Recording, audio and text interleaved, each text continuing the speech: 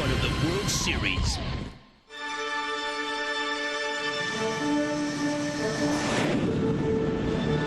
This is a presentation of Fox Sports. The United Airlines pregame show is brought to you by the people of United Airlines. We are united. Baseball might just be a game, but a beautiful game. Through the years, baseball has inspired our nation. There's a long drive. Decade after decade, the games went on through the most difficult of times. December 7th, 1941, a date which will live in infamy. We once again find ourselves in trying times. As a nation, we've been tested, but America has gotten up. America always gets up. So many Americans before us fought for freedom. And with that freedom, our pastime has grown into our present time. We know who the real heroes are. They're down there defending our country. Now the World Series will be played for the very first time here in the Arizona desert. And with this series, so many stories are ready to unfold. The Diamondbacks have a couple of aces who provide a powerful 1-2 punch that hasn't been seen in decades. And for the Yankees, a shortstop made a play that just may have saved a dynasty. Derek Jeter with one of the most unbelievable plays you will ever see by a shortstop. New York and Arizona, the history of one and the sparkling newness of the other. Will it be championship number 27 or simply a special number 1? But tonight, the biggest story of them all is that the World Series is being played. It's an honor to be part of the World Series. The great American game of baseball plays on tonight and will carry on long after. A game woven into our country's fabric and foundation. An inspiring escape back to a time of innocence. The World Series is being played between Arizona and New York, but being played for and in honor of the American people and all the wonder that lies from sea to shining sea. We are very proud to present Game 1 of the 2001 World Series only on Fox. And welcome to the 2001 World Series, everybody. Phoenix, Arizona, Bank One Ballpark, and as you might expect, security is high, and so is the level of excitement. Inside, these fans cannot wait for tonight's first pitch as the Arizona Diamondbacks take on the New York Yankees. Some have called this a World Series unlike any other in that there's something old. The New York Yankees trying for their 4th consecutive World Series title, taking on something new. The Arizona Diamondbacks franchise, a franchise that is only 4 years old. And then there is the game of baseball, being asked to do here over this next week and a half, to do what it has done before, and that is be the national pastime. This is the first major championship to be played for on this soil since September the 11th. I'm pleased to introduce to you our pregame crew. Let's go down to the field with Jeannie Zalasko and Kevin Kennedy. Thank you, Joe. The Yankees know there is nothing they can do to bring back those thousands of lives lost. But as Joe Torre says, hey, if we can put a smile on one face, then our job will be done. Our mission right now is to be a distraction. And so far, Kevin, that mission has been accomplished. Well, absolutely. I don't think anybody expected the New York Yankees to get through the Oakland A's, let alone the Seattle Mariners with the best record in Major League Baseball. But they did just that. Certainly they are the emotional favorites. But for the Arizona Diamondbacks, they are much more than just Curt Schilling, Randy Johnson, and Luis Gonzalez. And I think the country is going to find out tonight and this week. And as Mark Race reminds us, this is not Arizona against the world. As professionals, we can't let that distraction keep us from going out there and staying focused on what's important in baseball. This is important to baseball, this World Series. What happened September 11th is important to everybody, and baseball is just so small compared to what happened. But as far as our baseball lives are concerned, we better just worry about the New York Yankees right now. And you know that is on Curt Schilling's mind right now as he tries to do something that Kevin Brown, Greg Maddux and Al Leiter could not do, and that is beat the Yankees in Game 1 of the World Series. Well, Curt Schilling has certainly been one of the most dominant pitchers in Major League Baseball this year, and he's got the stuff to prove it. A 96 to 98 fastball, a good curveball, a slider, a changeup, and a devastating split-fingered fastball. And I'll tell you what, if he gets deep in the count, he will expand the zone. He only walked 39 men, unbelievably, in 256 innings pitched. That is a phenomenal record. A 7-to-1 strikeout to walk ratio. He likes to get deep into the ball game. He likes to complete the game. He likes to start when he finished. Expect much of that the same tonight. Very difficult to find a weakness in Curt Schilling, but if there is one, if you're a hitter, you swing at that first pitch, you hit 429 on average. Every other pitch about 210. Well, and I'll tell you what, if any ball club can stop Curt Schilling, it's the Yankees, because they lay a good at bat on you. I'll take you back to last year, Game 1 against the New York Mets. Paul O'Neill, bottom of the ninth. Yankees are down 3-2 with 1 out. Benitez in to close it. Now watch some of these pitches. I mean, these are tough pitches that Benitez is throwing in the outside corner, but watch Paul O'Neill fight him off, stay alive. He tries to expand the zone here. O'Neill will foul off some tough pitches on the outside corner, much like Curt Schilling will do. He'll go away from you, then he'll come in on you. And Paul O'Neill drew a 10-pitch walk, and the Yankees came back and won that ball game in 12 innings. That's what the Yankees can do to you offensively. They got the type of hitters 1 through 9 and on the bench, where Paul O'Neill will be tonight coming off that bench. They can lay a good at bat on you, Jeannie. Expect that typical Yankee game plan. Take a lot of pitches early, get to that starter, and then eventually get to that bullpen. But something that is not typical is the other man we'll see on the mound tonight, Mike Mussina. Well, Mike Mussina really has been the best Yankee starter since late August. The guy's been absolutely phenomenal with his stuff.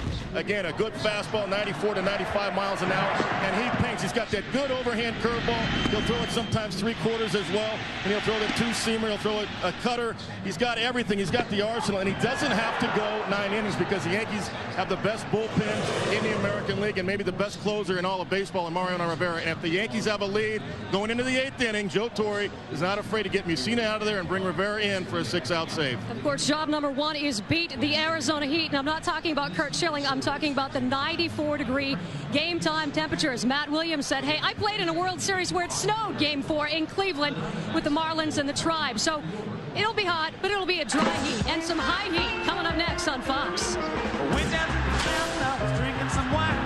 Look up in the heavens, I saw a mighty sign written by across the heaven. Playing it like a quack up in there. It's gonna be a party tonight. Hey, Saturday night. Yeah. One more Saturday night. Hey, Saturday night. The United Airlines pregame show is brought to you by the people of United Airlines. We are united. Back in Phoenix, the roof is open. We are approaching the first pitch of this 2001 World Series. For the introduction of tonight's starting lineups for Game 1, let's join public address announcer Jeff Munn.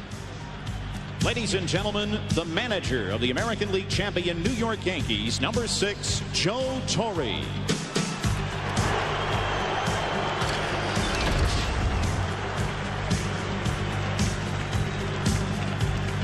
Now the Yankees starting lineup.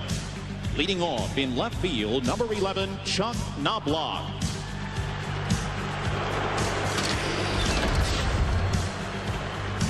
Batting second at shortstop, number 2, Derek Jeter.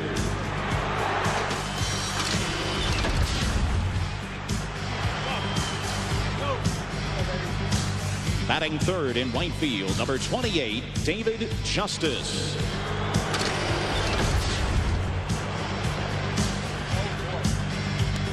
Batting fourth in center field, number 51, Bernie Williams.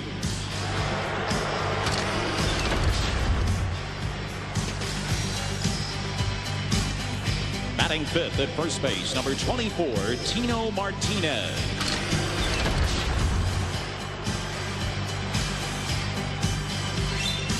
Batting sixth, catching, warming up in the right field bullpen, number 20, Jorge Posada. Batting seventh at second base, number 33, Alfonso Soriano. Batting eighth at third base, number 18, Scott Brocious.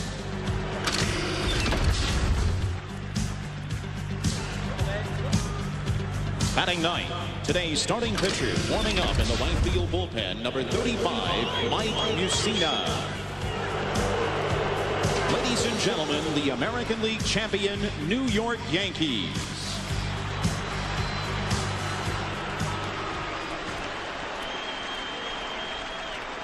Ladies and gentlemen, please direct your attention to the third base line for the introduction of your National League champion Arizona Diamondbacks.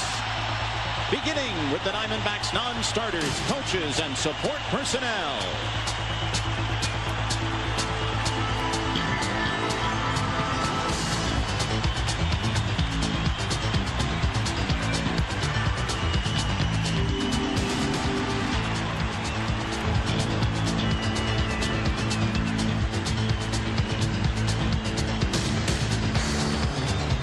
Ladies and gentlemen, the manager of your National League champion Arizona Diamondbacks, number 15, Bob Brenly.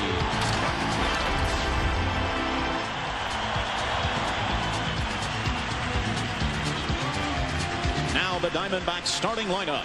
Leading off at shortstop, number 5, Tony Womack.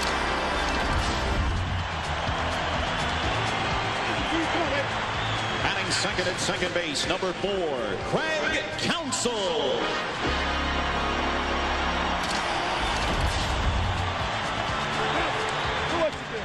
Batting third in left field, number 20, Luis Gonzalez.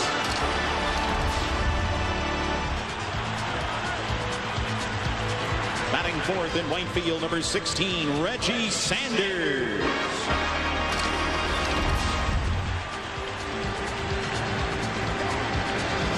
Fifth in center field, number 12, Steve Finley.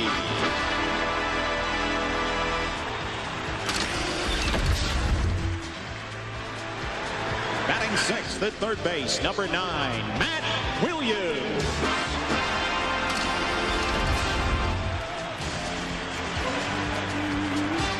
Batting seventh at first base, number 17, Mark Grace.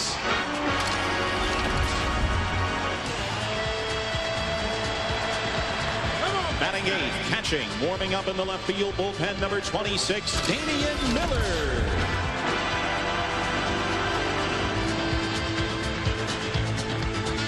Batting ninth, today's starting pitcher, warming up in the left field bullpen, number 38, Kurt Schilling.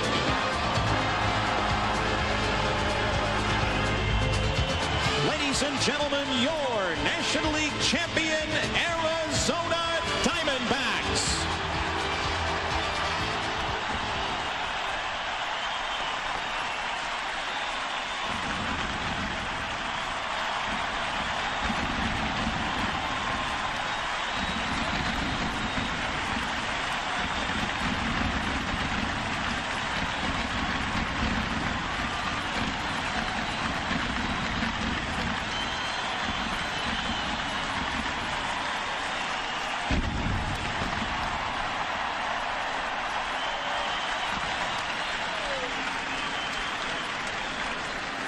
Ladies and gentlemen, we ask at this time that you please rise and please remove your caps.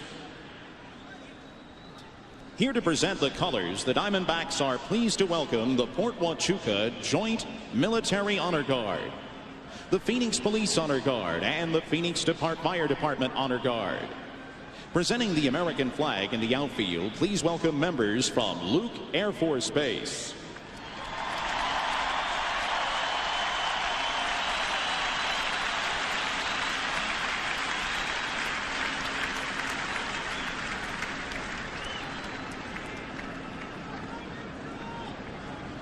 Fans, at the conclusion of tonight's Star-Spangled Banner, 4 F-16s from Luke Air Force Base's 62nd Fighter Squadron will fly over Bank One Ballpark. The Spikes of the 308th Fighter Squadron are here to show their patriotism and protection as the United States continues its fight to endure all of our freedoms. Ladies and gentlemen, to honor America with the singing of our national anthem, the Diamondbacks are very pleased to welcome multi-platinum Atlantic recording artist, Jewel.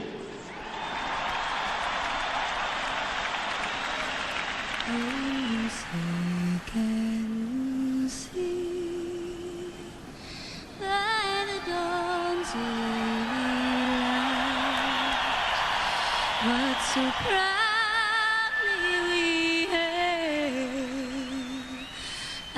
the twilight's last gleaming, whose broad stripes and bright stars through the perilous fight o'er the ramparts we watched was so gallantly streaming, and the rocket's red glare, our bones bursting in air, gave proof through the night that our flag was still there. Oh, say does that star-spangled banner yet wave o'er the land of the free and the home of the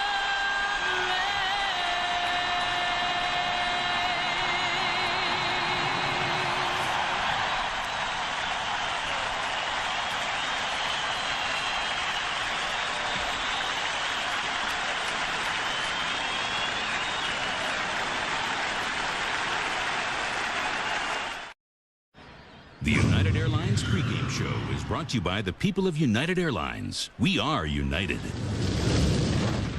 To recognize one of the great historic achievements of the season, please direct your attention to the pitcher's mound and welcome the new single-season home run king, Barry Bonds, and Commissioner of Baseball, Bud Selig. Ladies and gentlemen, Major League Baseball's single-season home run record is the game's most fabled and revered record. Among those who have held it are baseball's greatest sluggers, Babe Ruth, Roger Maris, Mark McGwire, and now Barry Bonds.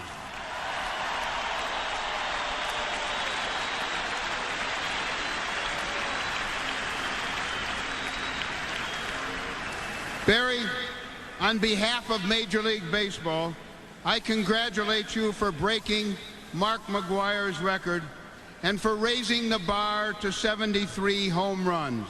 It is truly a remarkable achievement, and we in baseball are proud of you.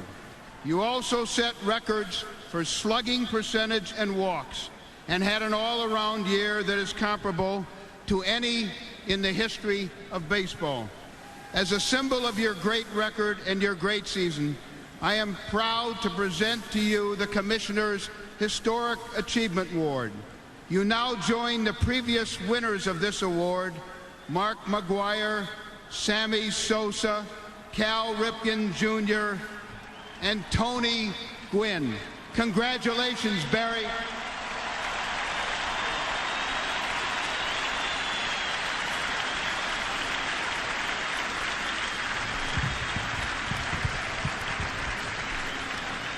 Thank you, Bud. Thank you to baseball, and most of all, thank all of you for supporting baseball the way that you do. I love you very much. Go baseball.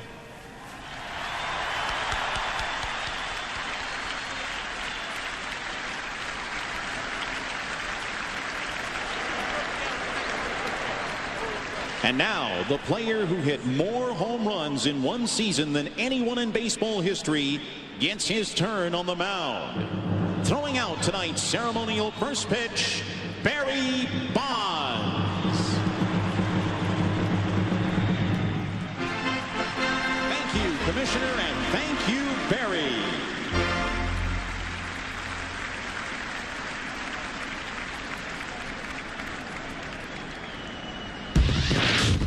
Well, on my left is a guy fresh off an interview for the managerial position out in Arizona. Welcome back. And you say you want to be a manager? There have already been some interesting decisions made by these two managers before Game 1. Well, if we've learned anything from World Series past, it's that every decision a manager makes will be dissected and analyzed in great detail. Both He got the job, by the way, and he's now down in the dugout. That was 1 year ago, Game 1 at Yankee Stadium, Mets and Yankees.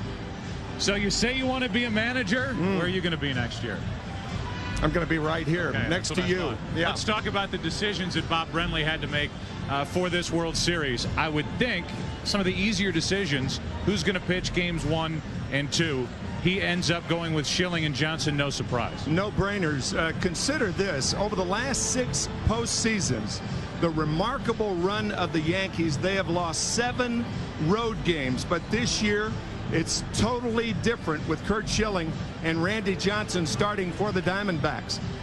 No time have the Yankees faced more competitive guys than this. Not only hot, but they're pitching perhaps their best baseball of their careers. Okay, so when everybody talks about Schilling and Johnson, automatically you think back to the 60s and a matchup with the Dodgers against the Yankees. Drysdale, Koufax. Where do they rank compared to Schilling and Johnson? I think in tandem, Curt Schilling and Randy Johnson are better than Drysdale and Koufax together. Koufax was the better of the 4, but these 2 guys back to back, the way they're pitching, it's incredible. And let's stay with pitching, and let's talk about the Yankees. This unbelievable run for New York. Joe Torre has been at the controls for much of it. You go back to '95. Buck Showalter was there. Joe Torre taking over in 1996. And from that season on, that World Series on, really the postseason prior to that World Series, it has all swirled around and centered on the Yankee pitching. And to give you an idea of how balanced that Yankee pitching is, Mike Mussina starts tonight. After Roger Clemens started in the division series, Andy Pettitte started in the league championship series. The one thing I think Joe Torre would be satisfied with is 1 win of the 2 starts by Schilling and Johnson. And then they've got that guy out in the bullpen that can go for 6 outs, 5 outs, 1 out, whatever you need. He's there at the end. With that in mind, the Diamondbacks will probably have to play a 9-inning game, and I think the Yankees are looking, for the most part, for a 7-inning game and Rivera for 6 outs. So that's the story. That's the scene here at Game 1 of this 2001 World Series. The 97th World Series. A record high 98 degrees in Phoenix today. The roof is open. It is a gorgeous evening. We get ready for baseball. It's the Arizona Diamondbacks against the 3-time defending champion New York Yankees. Game 1 of the 2001 World Series comes your way next.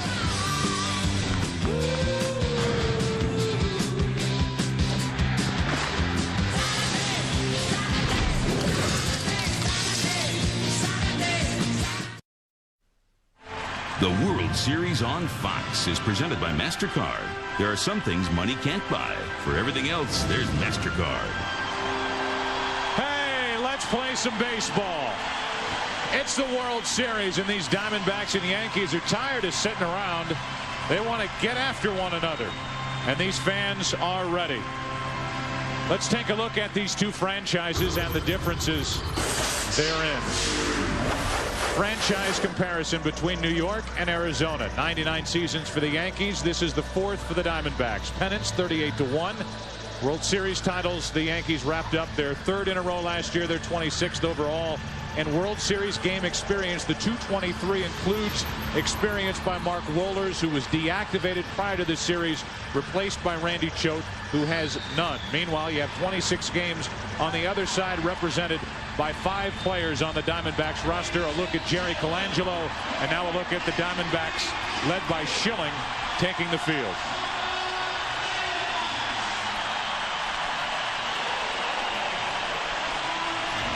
How about the starting lineup for the New York Yankees, brought to you by MasterCard. Curt Schilling will face this in Game 1.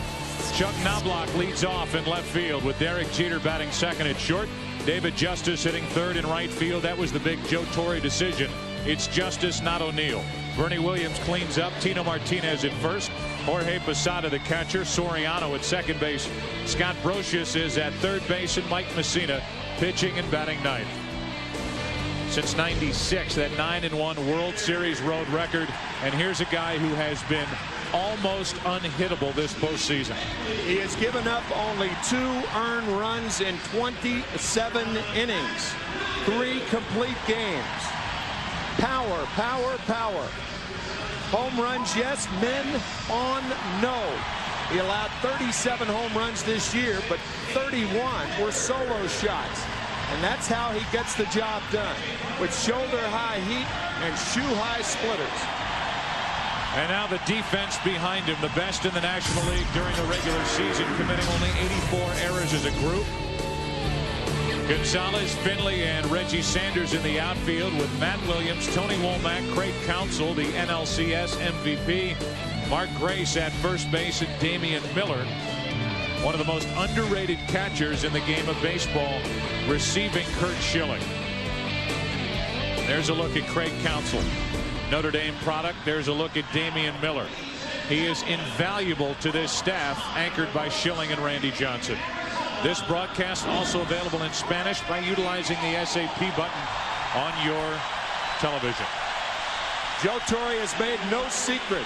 He expects the Yankees to run deep counts. The problem with that, Curt Schilling throws a lot of first ball strikes. He and Rick Reed of the Minnesota Twins led the majors in first ball strikes, with over 70% of the time throwing that first pitch in the strike zone. It really is the opposite approach we heard the Cardinals take going into a game against Schilling. The Cardinals are at home watching, so let's see how the Yankee approach works as Knobloch takes high for ball one. Flash bulbs popping around this park as the Diamondbacks host their first World Series game. Schilling, a 22-game winner during the regular season. Knobloch after a pitch that was up, and he pops it up. 1 out.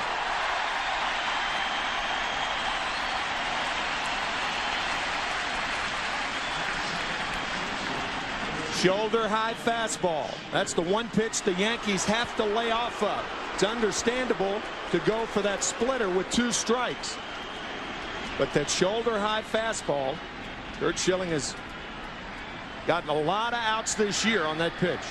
And now Derek Jeter will step in, last year's World Series MVP and a guy who has hit in 14 straight World Series games. Jeter hitting in front of David Justice. Jeter so far in this postseason hitting .286. And the ALCS was only 2 out of 17. Strike one.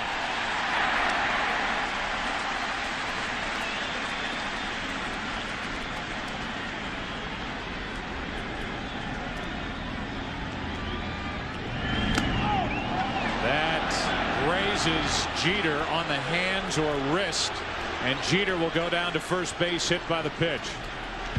You can hear it. Highly unusual for Curt Schilling. He hit only 1 all year, but you could hear it, Joe, right there. It looked like the right wrist of Derek Jeter. Let's take a listen.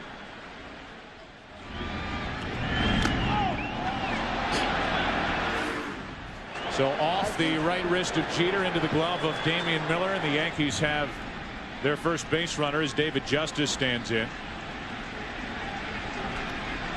Justice digging his way in. One of the reasons why he's in the lineup tonight in his history, 10 out of 28 with 4 home runs against Curt Schilling.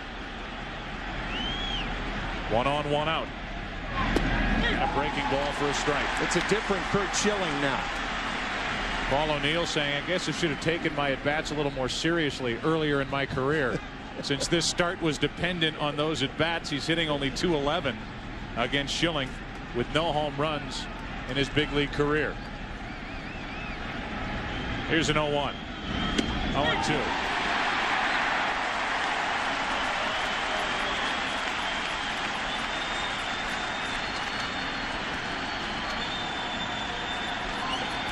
Bernie Williams, who hit 3 consecutive home runs in games 3, 4, and 5 of the ALCS, on deck.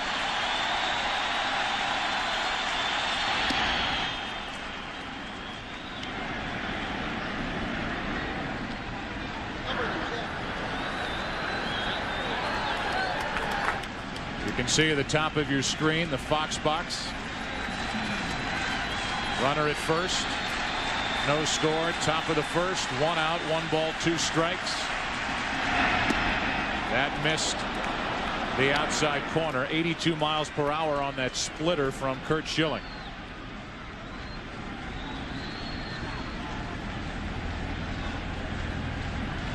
So So a runner at first with 1 out. It was 0-2. Now it's 2-2 on David Justice.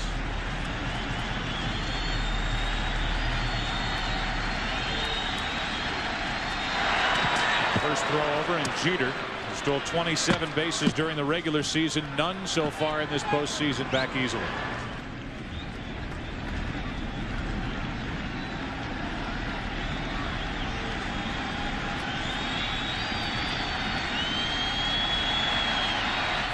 Two-two pitch. Justice loses the bat. He loses the at-bat. He's gone 2 out.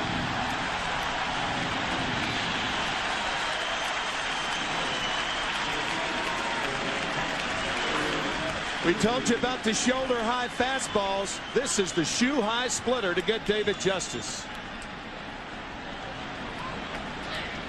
Hard, heavy, fast. Bat ending up by Craig Counsell, and now with 1 on 2 out, Bernie Williams will step in. 16 career postseason home runs for Bernie Williams, who has been right at the center of this run by the Yankees starting in 1996.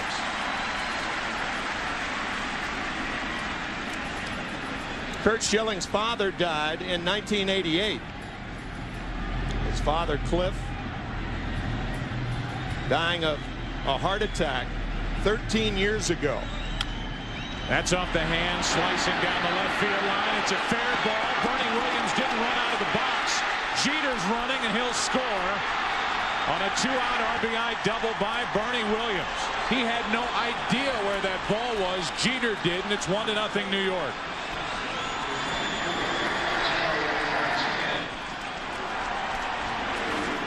This is a big league check swing. Bernie Williams jammed on the pitch, fights it off down the line. The Yankees are on the board, but Bernie Williams, you're right, had no idea where the ball was. With 2 outs, it was easy for Jeter to run all the way from first and score without a play. Bernie Williams right there. He looked up into the lights, and that perhaps could have blinded him. He's not going to go any farther than second anyway. So he's there with 2 out, 1-0 New York. And Tino Martinez steps in and hits it hard. Womack diving stop, inning over. Jeter hit by a pitch. Bernie Williams' bat hit by a pitch. A double the result, and a 1-0 New York first inning lead. A 1-0 Yankee lead after a half inning. Game 1 of the World Series. The starting lineup for the Arizona Diamondbacks brought to you by MasterCard. They lead it off with Tony Womack, the shortstop. Craig Counsell batting second. Luis Gonzalez hitting third. Cleaning up, it's Reggie Sanders. Steve Finley in center field. Matt Williams at third. Mark Grace at first base. Damian Miller, the catcher. And Curt Schilling pitching and batting ninth. Mike Messina 2-0 this postseason, or for his postseason this year. A 1.38 earned run average. He has pitched very, very well in the postseason. His first World Series start right here tonight. And he hits the outside corner with a strike to Tony Womack. Womack, who got the game-winning, series-winning hit in the division series right here at Bank One Ballpark against St. Louis.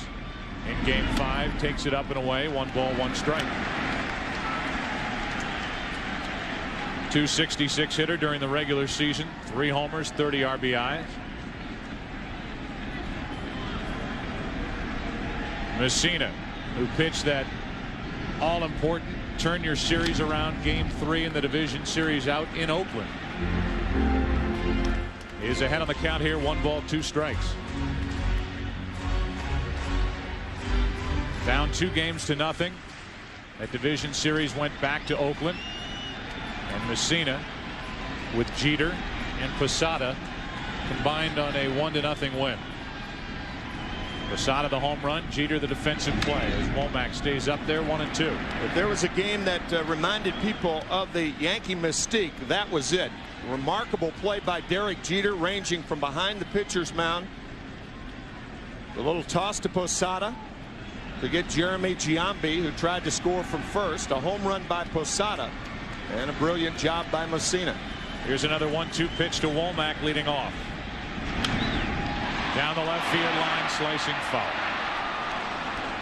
The elements are different at this ballpark, obviously, when the roof is closed as opposed to when it's open. Typically, at least in this postseason, when Schilling and the Diamondbacks have been here at home, he has requested that the roof be closed. It's open tonight. Bob Brenly will tell you down the lines it makes a difference with a wind current, as Womack pops it foul back here, and he's having a pretty good at bat here against Mike Messina. Especially down the right field line. Left-handed hitters will hook balls into that area, and even right-handed hitters who find balls at tail will have a tendency to stay fair, like the ball Javi Lopez hit in Game 3 against the Diamondbacks in the League Championship Series. 1 ball, 2 strikes. And another foul from Womack. You saw in that graphic, 1 swimming pool. Yes, there is a swimming pool here at Bank One Ballpark. It's 98 degrees. It's October 27th. What's wrong with having a pool in a ballpark? Record-breaking temperatures today with the 98-degree reading.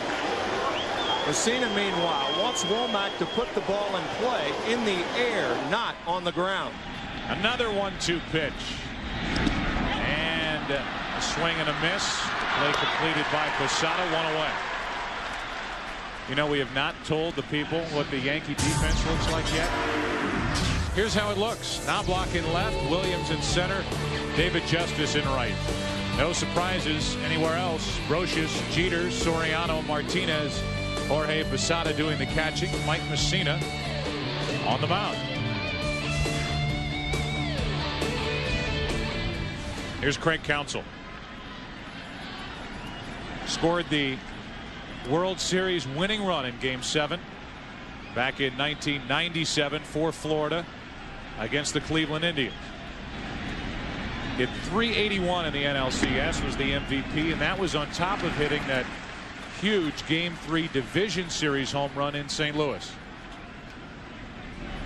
Hitting it off Mike Morris to give the Diamondbacks a 5-2 lead. They went on to win that game. Here's a 1-0. 2 balls, no strikes.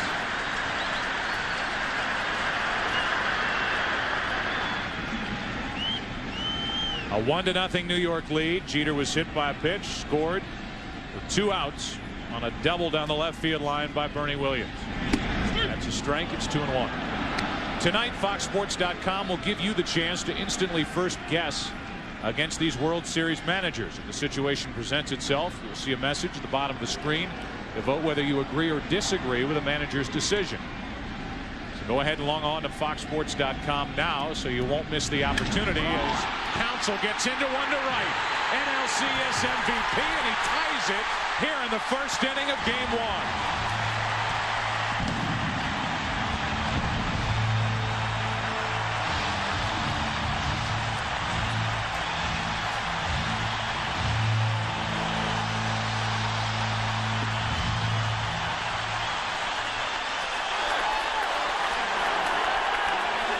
Would you like to second guess putting Craig Counsell in the number 2 spot in the Diamondback lineup? I was going to say, does that apply to us also? It should.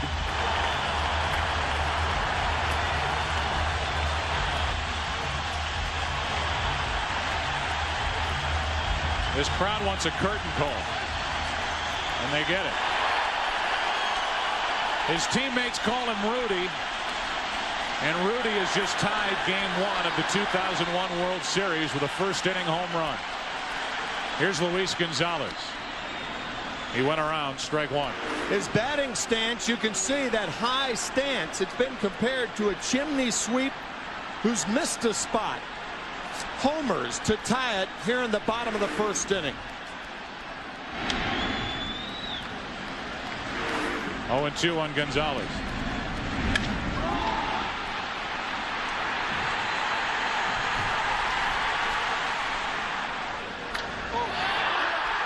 His teammates have come to expect this. Only 4 home runs in the regular season, his second here in the postseason. Gonzalez gets it off the end of the bat, and the count still 0-2. He did not hit a home run in that 97 World Series. He just scored the winning run. First career World Series home run. The second, we just talked about that Game 3 Division Series home run he hit in St. Louis. He hit 73 this year. Here's an 0-2 to Gonzalez.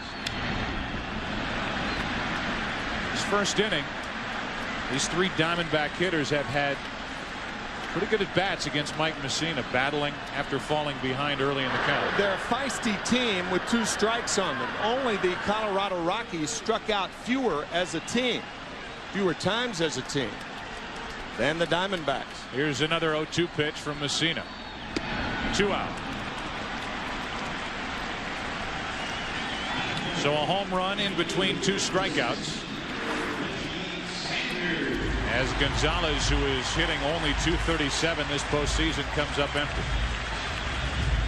That's where the St. Louis Cardinals and Atlanta Braves tried to pitch Gonzalez inside. Very effective inside fastball from Messina. Now it's Reggie Sanders with 1 home run this postseason. That came in Game 5 of the Division Series. Ball 1 from Messina. Home run against the Cardinals. A look at Jerry Colangelo, but Reggie's home run against the Cardinals on a curveball. Mike Messina features a different type of curveball than anyone in baseball. It's a knuckle curve.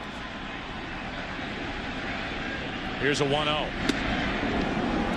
1 ball, 1 strike. You know, everybody you talk to on this Diamondback team will talk to you about how this team is perceived. It is perceived as a team built around 2 starters and not much more. No matter who you talk to, even with the year Luis Gonzalez had this season, the talk is about Schilling and Randy Johnson. As Sanders now's in the hole, 1 ball, 2 strikes. Reggie Sanders had a comeback year after a real disappointing season last year with Atlanta. But on down the line, whether it's Womack, Steve Finley, who picked it up in the second half of the year and now has been their most consistent postseason hitter. There's Gonzalez, who had 57 home runs during the regular season. Mark Grace can be counted on for a big hit for Bob Brenly. Where they are in trouble as a group is in their bullpen. Their middle relief, their setup relief, getting to Byung-Hyun Kim.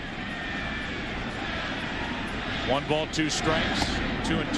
They have nobody dominant in their bullpen like Mariano Rivera, the most dominant closer in the game.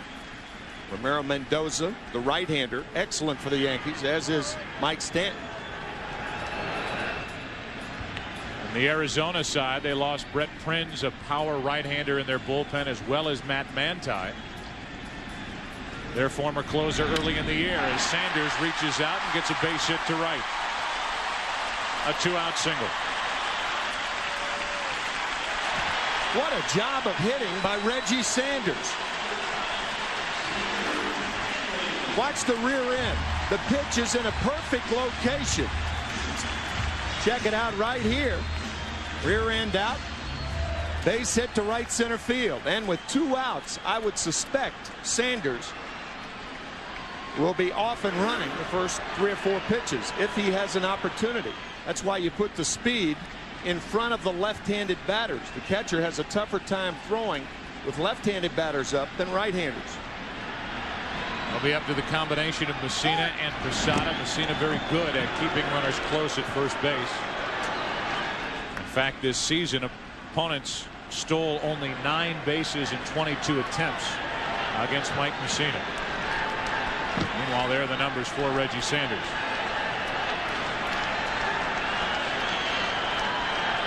Steve Finley, strike 1.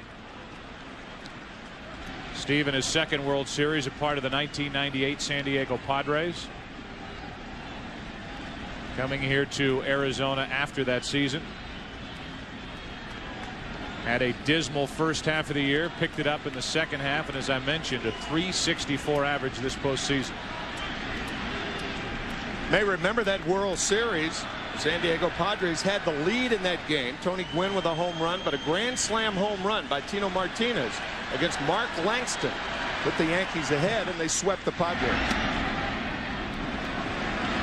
1 ball, 1 strike as Sanders Gave it a fake over at first base. On deck is Matt Williams. That's what a fake break does to a catcher. It makes him get up out of the crouch, often stealing a pitch from his pitcher. That pitch was high, however.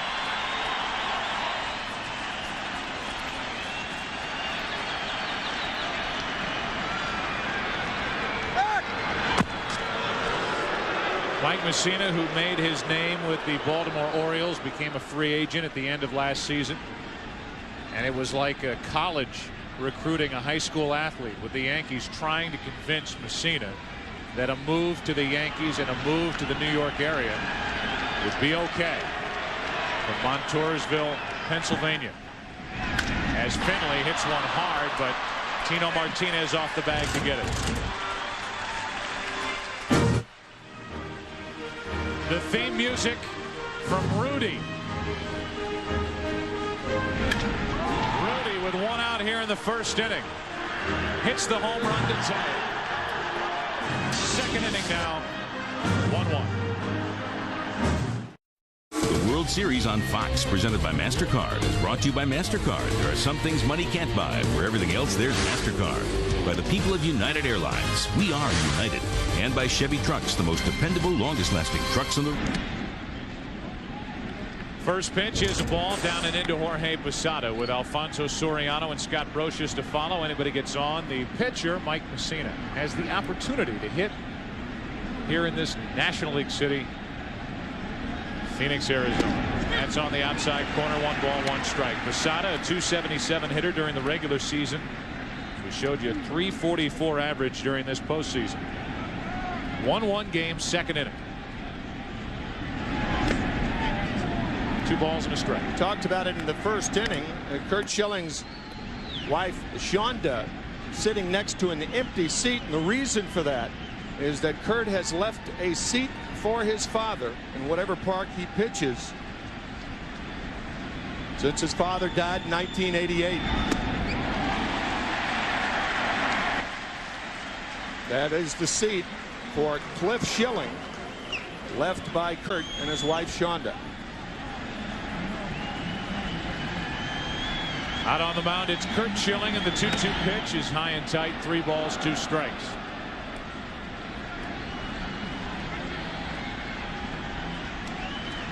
Curt's dad never did see Curt pitch in the big leagues. Second strikeout for Schilling.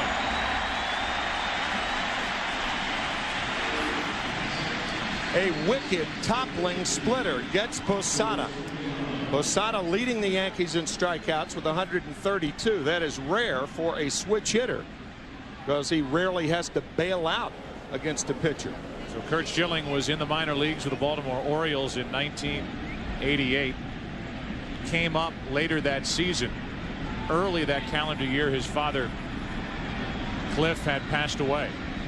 And it was really that season where he started to get an idea of what it would take to be a successful pitcher in the big leagues. But it wasn't until after the 1991 season in Houston when he ran across Roger Clemens, who's now in the other dugout. And Roger Clemens had a meeting with him at the Astrodome in the weight room. He said, "Yeah, I'll talk to you." Curt Schilling wanted to meet him, and it was about an hour-long session where Roger Clemens laid out exactly what Schilling needed to do to be successful.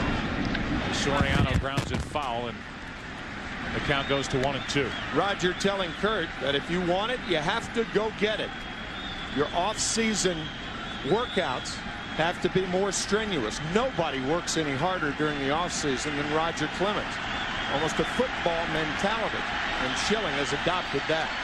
A 1-2 to Soriano, reaching out, flying one into right center field for Finley. 2 out. Clemens had just won the Cy Young, his 3rd with Boston at 91 season. And I think Curt Schilling was surprised at what was waiting for him in that weight room that day. And after a short while in Houston, it was on to Philadelphia, where Schilling became the ace of that staff. And as we've told you, he's been in the World Series before in 1993, and his last World Series start was a complete game shutout in Game 5 of that '93 World Series. against the Toronto Blue Jays. You may remember Game 4. It was a game won by the Blue Jays 15-14 at Veterans Stadium in Philadelphia. Scott Brocious gets one off the end of the bat. Finley has to come in. Counsell has to go out. Finley cannot make the catch. Brocious into second, safe. And he's there with 2 out. Steve Finley's first step was back, and then he had too far to run to make the play. The ball hitting off the heel of the glove. Watch the slide, heel of the glove, and I would imagine it's a double for Scott Brocious. Scott taking a chance going to second with Messina coming up, but it did hit the heel of the glove and bounced away from Finley, but his first step was back. Even though Messina does nothing here, that could be a big play because at least you clear the pitcher. And in the National League, that's very, very important. In his career, Messina 5 out of 30 with 5 RBIs.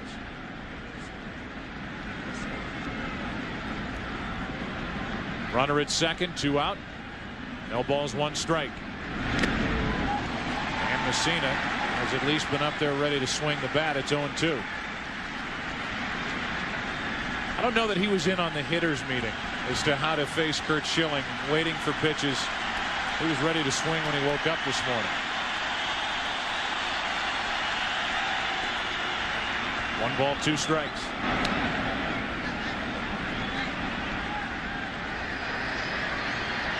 Knobloch on deck. This is one of the disadvantages when an American League club faces a National League ball club in the World Series in their ballpark. Mike Messina with only 7 at-bats in interleague play this year. Chased it. He's gone. Strikeout number 3 for Schilling, who gets around a 2-out blue double. We are in the desert. It is warm. The roof is open. It's the bottom of the second. Game 1 tied 1-1.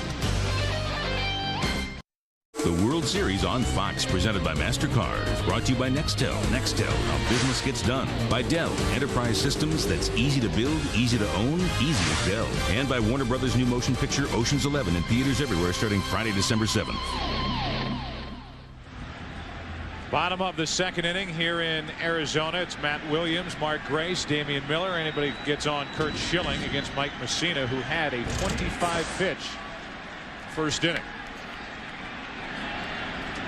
Williams is not hitting much at all in this postseason. In fact, early in the division series was getting booed by his home crowd against the Cardinals. But when that series returned here to Phoenix, he led off in the 9th inning, hit the double to set up the game-winning rally. In his World Series career, and he has been in the World Series in '89 with San Francisco and '97 with Cleveland. Those are the numbers. No balls, 1 strike.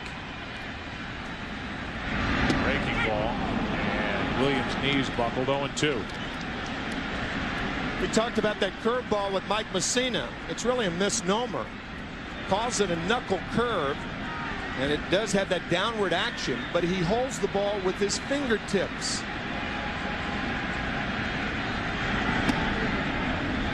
One ball, 2 strikes. That was another one. For the hard knuckle curve, he holds it with the middle finger and index finger. And for the change on the knuckle curve, he holds it with just the index finger and the thumb. Fastball here. And fouled back. Take a look at the scouting report on Mike Messina. From the windup, batters are hitting .213. The knuckle curve and knuckle change, and his east-west effectiveness. He has very good control on the outside and inside corners. He's not particularly a pitcher that keeps the ball down. On 1-2. Now 2 balls, 2 strikes.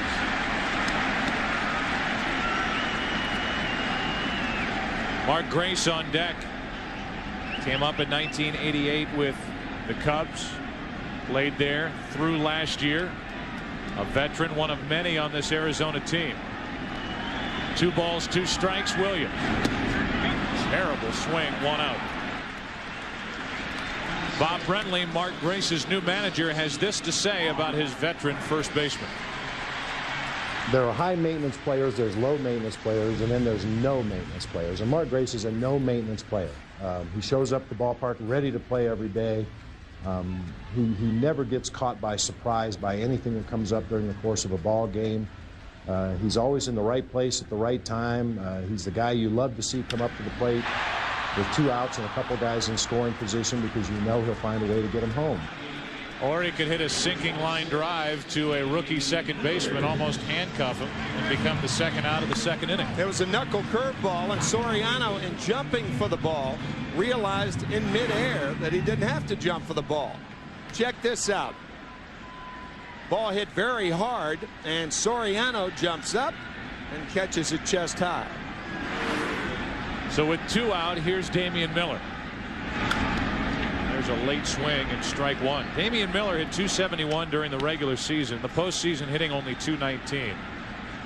But offensive numbers aside, what he does for this pitching staff, Bob Brenly will tell you, with all credit deserved by Mike Matheny of the St. Louis Cardinals, Damian Miller would get his vote for the Gold Glove Award as he gets a base hit into left center field.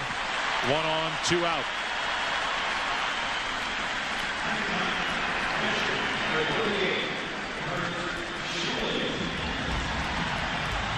Curt Schilling has not only been effective on the mound for the Diamondbacks in this postseason, but he's been good at the plate, on the bases. Introduced himself to Javi Lopez. 2 runs scoring on that play, and the combination of Schilling and Johnson ended that National League Championship Series down in Atlanta. Not a bad swing. Strike 1. That was one of the odder plays in League Championship Series in either league. Chipper Jones coming home with the ball, and obviously it was screened from Javi Lopez, and then Schilling hit Lopez after the ball went by Javi. But a big play in that game. No balls, 2 strikes as Messina tries for his 4th strikeout and tries to end this second inning right here. Yankees got a run in the first on a 2-out RBI double by Bernie Williams. It scored Jeter. Been hit by a pitch, and then Craig Counsell homered for the Diamondbacks in their half of the first. Schilling is gone. So is Arizona. And we move to the 3rd inning. Top of the order for each side here in game 1. Tied 1-1.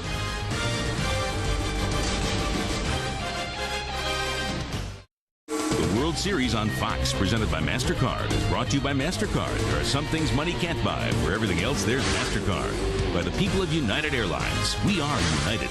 And by Chevy Trucks, the most dependable, longest-lasting trucks on the road. Top of the order for each side. 3rd inning, tied 1-1. Chuck Knobloch, Derek Jeter, David Justice for New York. Yankees playing for the 38th time.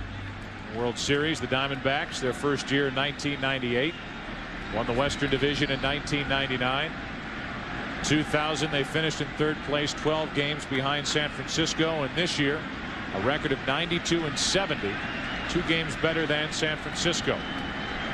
Schilling got Knobloch to pop up his first time, misses with ball 1.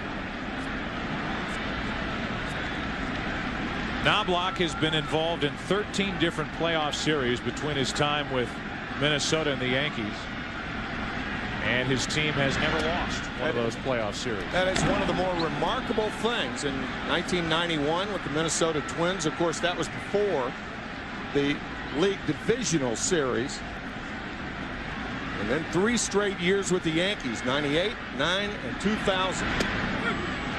2 balls and a strike from Schilling. And then, of course, the League Division Series this year and the American League Championship Series. On 2-1, Knobloch pops it up. Right side for Grace. Got a bad right hamstring, but back to that easily. 1 out. That'll bring in Derek Jeter. Hit by a pitch, scored a run his first time up. And he has a 14-game hitting streak that he brings with him here to game 1 of the 2001 World Series.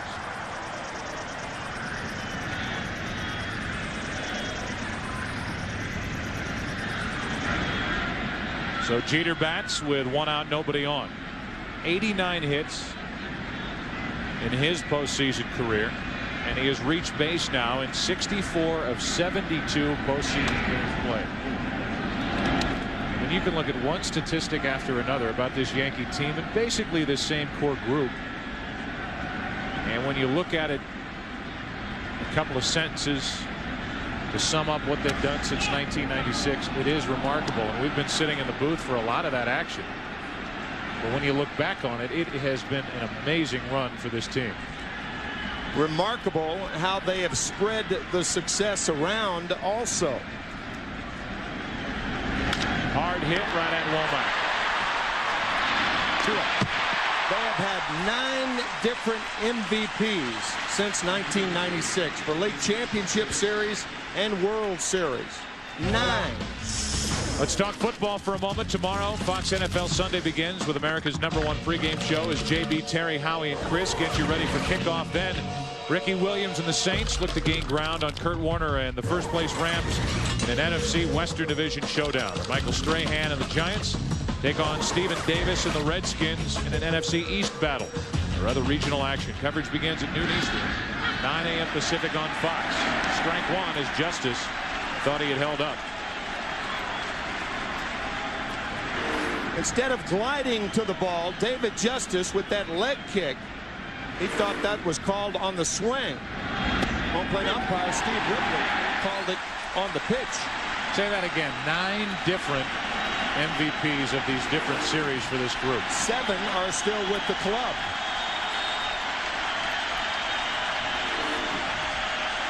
And David Justice is one of them. Here's an 0-2. 1 ball, 2 strikes.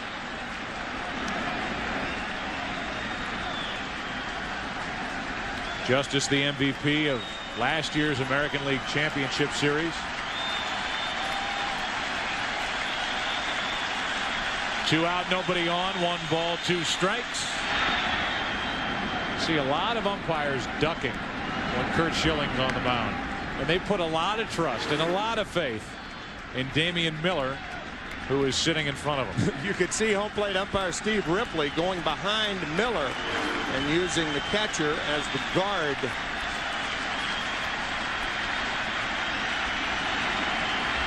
Here's a 2-2.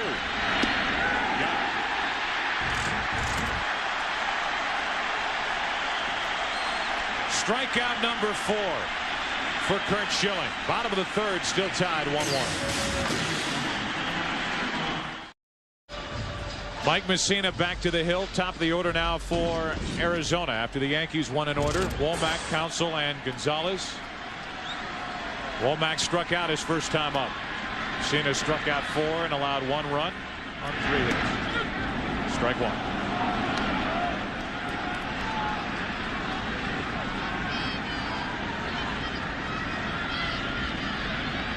Tony Womack traded here from Pittsburgh back in 1999. Asked him to play some second base. They've asked him to play right field. They've relied on him to play shortstop. And he tries to get this offense going for Bob Brenly. Tony leading the National League in stolen bases in 97, 8, and 9. So if he gets on, look for him to run. 28 this season. The 0-2 pitch. And what did that hit? You could hear it hit something. Womack was caught by the pitch. The home plate umpire has not made any signal now, and now they'll award Womack first base. Hit the belt buckle. Right. You could hear it hit something, and I thought it might be the bat, but it was Womack's belt buckle. Yeah.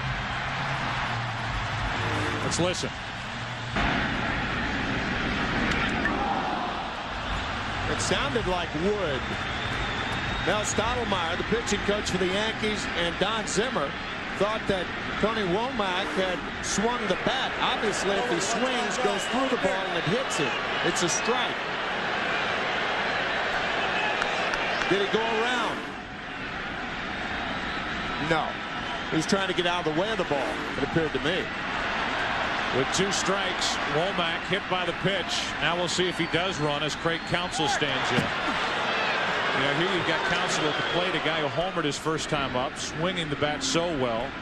The MVP of the National League Championship Series. Yet when you talk to each manager in this type situation, the bunt is definitely an option. Yeah, Bob Brenly is not going to be enamored with a home run here and there by Craig Counsell. Yankees expecting it. Counsell dropping it down. It's perfect.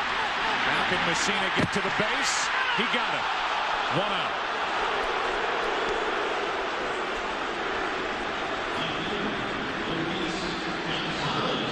It was a good play and a bad play by Mike Messina. He didn't get to first base thinking that he had a shot at the bunt. Messina breaking, and now he's confused. He makes a nice play and just gets there ahead of Craig Counsell. Fine recovery by Mike Messina. And a good call by the first base umpire, Mark Hirschbeck.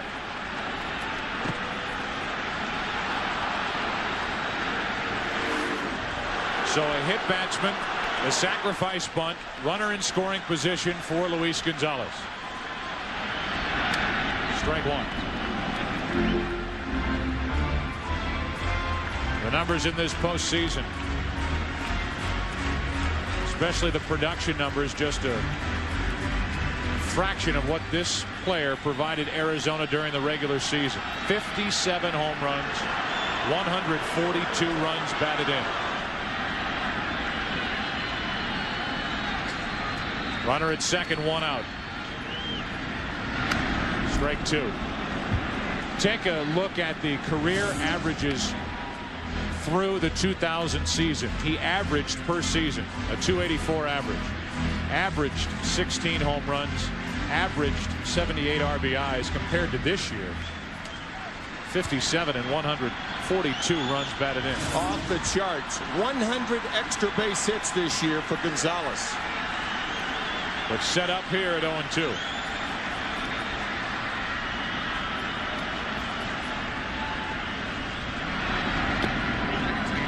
One and 2. Luis Gonzalez, who grew up in Tampa, best friends with Tino Martinez. Rode to school with Tino Martinez. Played on the same high school baseball team with Tino Martinez. Worked in the same cigar factory with Tino's grandfather down in Tampa.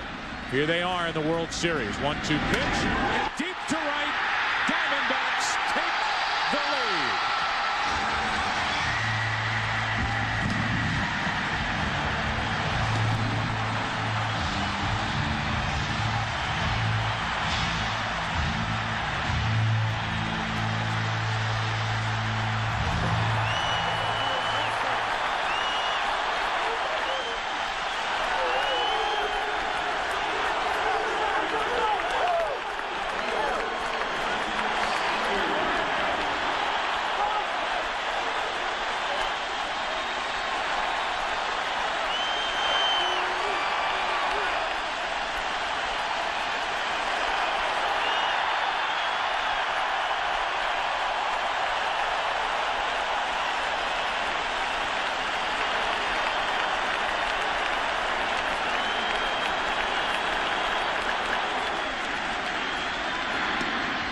Strike 1 on the inside corner to Reggie Sanders. Barry Bonds, Billy Crystal. Talk about divided loyalty. Billy Crystal, a minority owner with the Arizona Diamondbacks and a huge Yankee fan. Now Sanders hops out of there. What a shot by Gonzalez in orbit. Sanders singled his first time up. That's foul and out of play. Messina tries to come inside, but you can see how much he misses. Posada was sitting outside. Messina clearly a mistake. Down and in to Gonzalez. No doubt about it.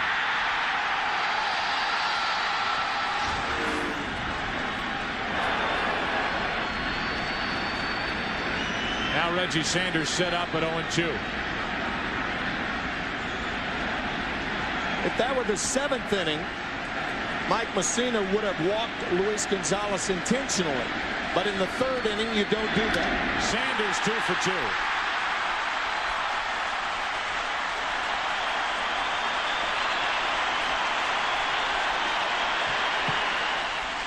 That will be one of the questions asked Joe Torre in the press conference tonight. Did you think about walking Gonzalez?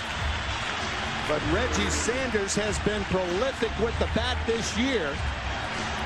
And he hammers his 2nd straight hit. Mike Messina has made some 2-strike mistakes. He was ahead of Sanders 0-2 twice. Sanders is 2 for 2. He was ahead of Luis Gonzalez 1-2, and Gonzalez blasted one into the right field seats to make it 3-1 Arizona. And now with a runner at first, 1 out, Mel Stottlemyre, the pitching coach, at his meeting with Messina. Posada with Finley coming up. Joe, a guy who relies on his control. Watch Posada sit outside and watch where the pitch is. He missed by about a yard, and Mike Messina doesn't miss that far that often.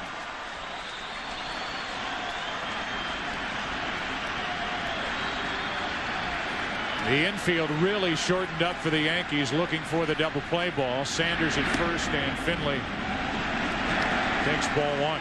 Yeah, the faster the batter at the plate, the more shallow the infield has to play in a double play situation.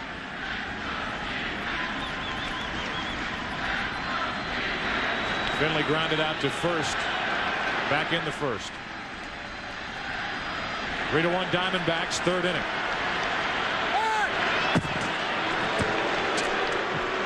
Talked about Sanders with the opportunity to run back in the 1st inning. That same opportunity is there here in the 3rd inning. Once a manager gets a team down, you try to pile on, and that's what the Diamondbacks will do right now. Good running situation. Sanders stays put, and it's 2-0 on Finley. I know a lot of managers like this count on which to run. I think if you run on this count, you compel the hitter to swing, and you take an offensive hitting situation and turn it into a defensive hitting situation. See what Bob Brenly does here.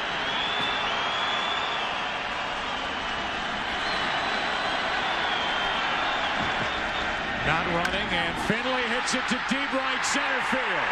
Back at the wall, Justice dropped it. Sanders will go to 3rd. Sanders will hold. Finley will hold at 2nd on a misplay by Justice in right center.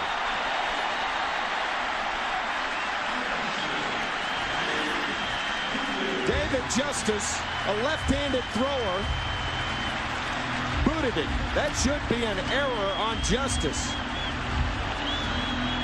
Looked like he took his eye off of it, thinking perhaps he was closer to the fence than he really was. Reggie Sanders realizing that if he makes the catch, he can't throw to first and get him anyway. Was all the way down to 2nd base. Steve Finley, on the other hand, thought he had enough of it. Watch Finley round the bag. Steve Finley going all the way around the bag, was about halfway between 2nd and 3rd, but nobody was at 2nd for the Yankees. They've ruled out an error. Infield in. Matt Williams at the plate. 2nd and 3rd. 1 out. Ball 1. The Yankees, like most teams, have double cutoff men. The ball hit to the outfield. You're not worrying about the trail runner. That's why Steve Finley, seeing no one at 2nd base, rounded the bag, went halfway between 2nd and 3rd, and then came back.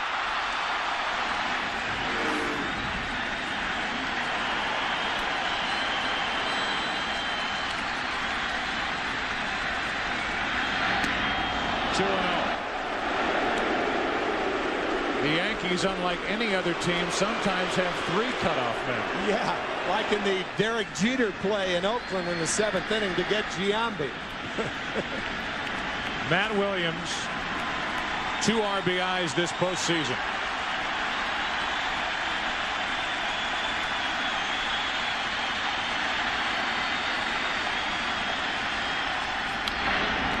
2 balls and a strike.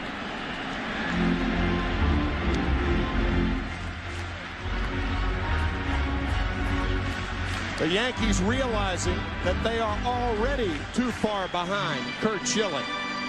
2 runs with the way he's been pitching, they can ill afford anymore. Michelle Williams, Matt Williams' wife, actress.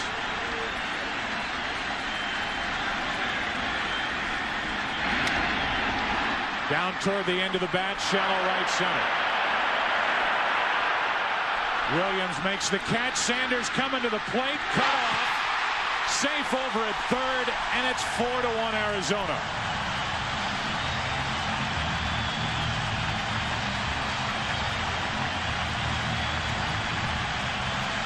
Neither Yankee outfielder was in a position to make the throw.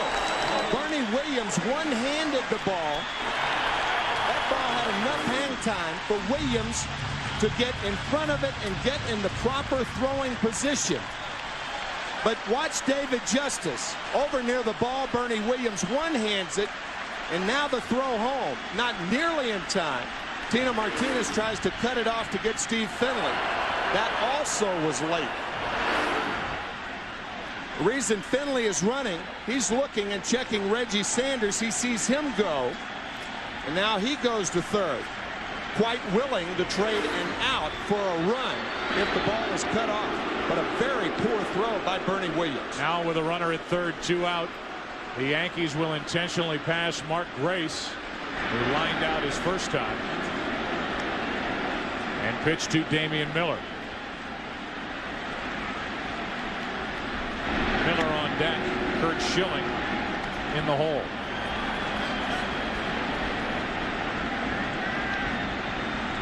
The proper way to make that catch by Bernie Williams, to make the two-handed catch in front of your plate, in front of your face, instead of catching it off the left shoulder and then bringing the glove around. That takes time. Watch him catch it on the left shoulder right there, and now he brings the glove around, and by the time he gets it out of the glove, Reggie Sanders scores easily. Now it's Damian Miller, runners at the corners, 2 out. A 3-run Arizona lead here in the 3rd inning. 2-run home run by Gonzalez and a sac fly by Matt Williams. Miller already has a single and had a good rip at that pitch, 0-1.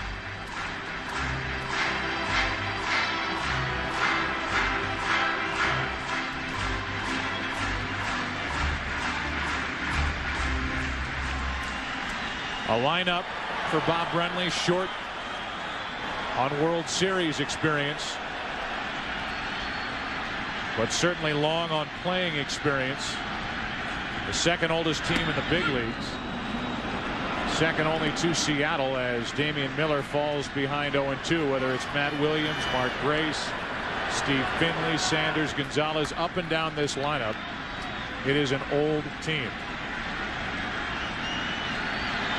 Old and experienced and hungry for World Series rings. Here's an 0-2. Hard hit, fair, down the left field line. Finley scores. Grace will go to third and hold on an RBI double by Damian Miller. It's 5-1 Arizona.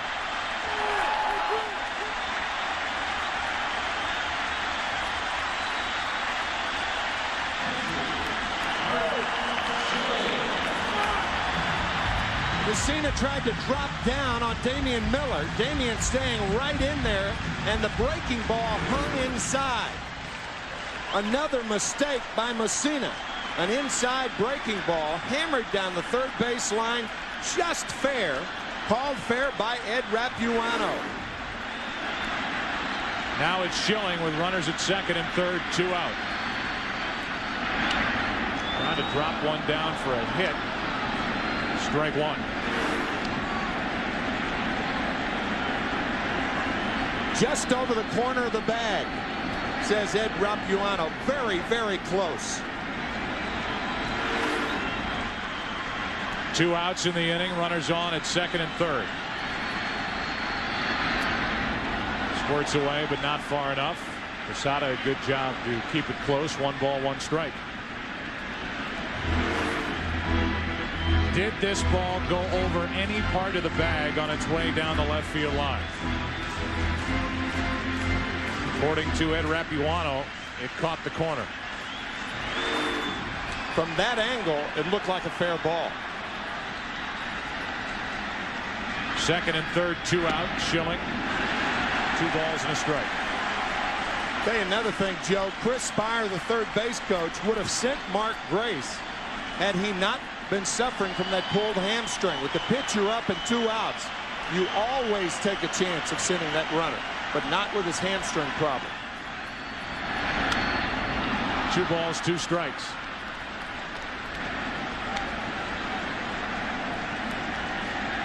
Grace would tell you that hamstring is good enough to play.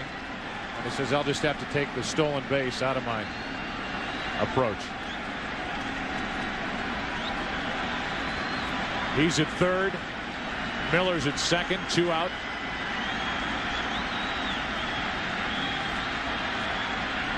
And Messina steps off. Mike Messina in his last 9 starts. 7-0. 2-0 this postseason. Now a full count on Schilling. Steve Finley, of course, scoring easily on that double down the line. Here's Mark Grace's trip around the bases. You can see a slight limp, and now Chris Spire holding him up at third base. To the shortstop, Jeter. The Diamondbacks bat around in the 3rd inning. They sent 9 men to the plate in the inning. A 2-run home run by Luis Gonzalez. A hit, an error, a sac fly, an intentional walk, an RBI double. That all followed. And after 3, it's 5-1 Arizona.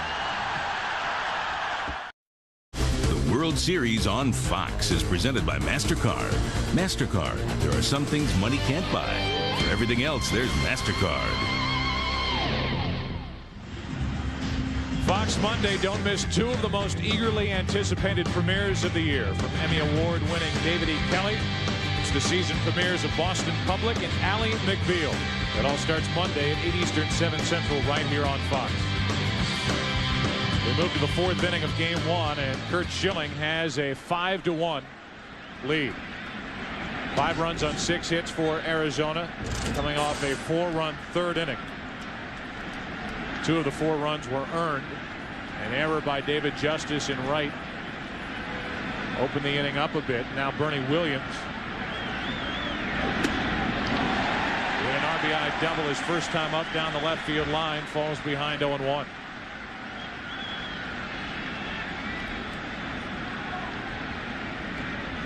Only 5 of 38 starts, including the postseason. Curt Schilling allow 5 or more runs. 0-2 on Bernie Williams. Joe, one of the popular peaks around here, Camelback. I'm sure the New York Yankees feel they're climbing Camelback, being 4 runs behind one of the hottest pitchers in baseball. Bottom fell out of that pitch. 1 ball, 2 strikes.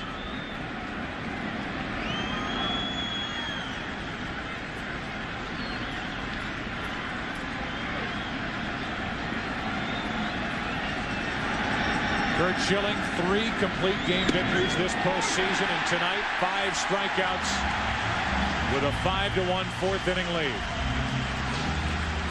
The high school teammates Tino Martinez and Luis Gonzalez, Jefferson High School in Tampa. Second baseman is Luis Gonzalez. The first baseman, Tino Martinez. He was rough and tough even then, going after the coach to get to the wild throw.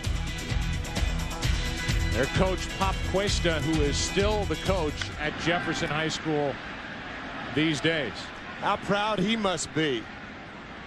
Luis Gonzalez, a big 2-run home run, and Tino Martinez with a terrific year this year for the Yankees. These 2 guys grew up listening to stories about Lou Piniella, Tony La Russa, Wade Boggs. There have been a handful of others who came out of Tampa to star in the big leagues as Martinez pops it up. Womack out, gives way to Gonzalez, 2 out. Guys like Gooden, Sheffield, McGriff, Tino Martinez and Luis Gonzalez, boyhood best friends, and now opposing one another in the 2001 World Series. That St. Petersburg, Tampa area, a hotbed for Major League stars. There's Doc. How about that? Yeah.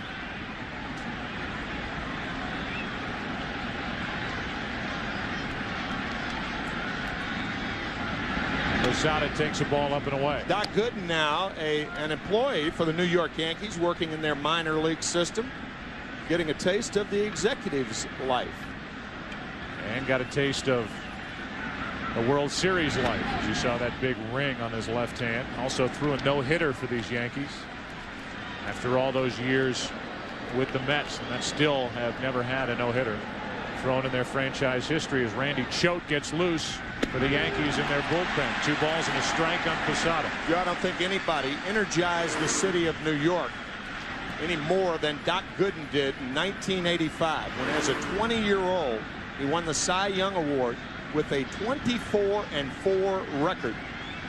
World Series ring on his left hand.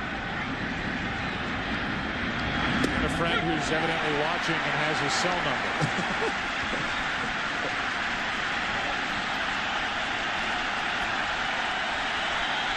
Part of that Mets 1986 year. And then finished his career in a Yankee uniform. Schilling wants to finish this inning here, and Posada fouls it away.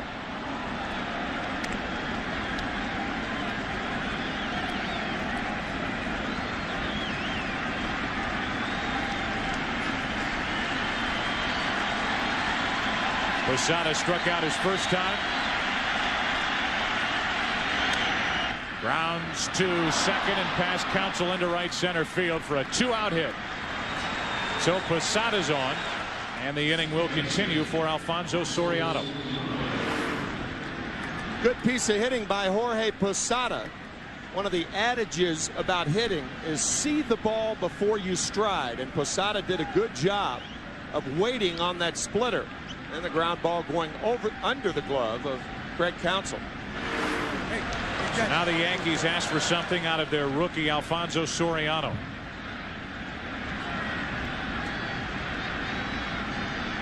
Soriano with that Game 4 winning home run in the 9th inning against Sasaki in the American League Championship Series last Sunday at Yankee Stadium.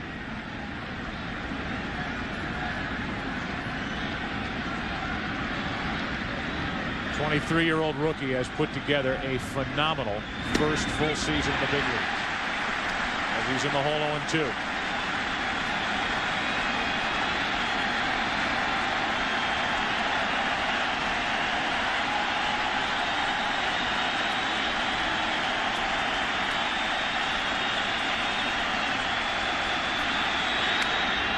That's foul.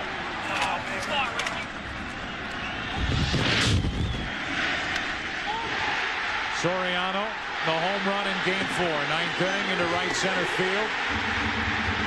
And with that, the Yankees went up 3 games to 1. Won it the next night on Monday night, 12-3, and sent Seattle home. Here's the 0-2. A ball and 2 strikes on Soriano.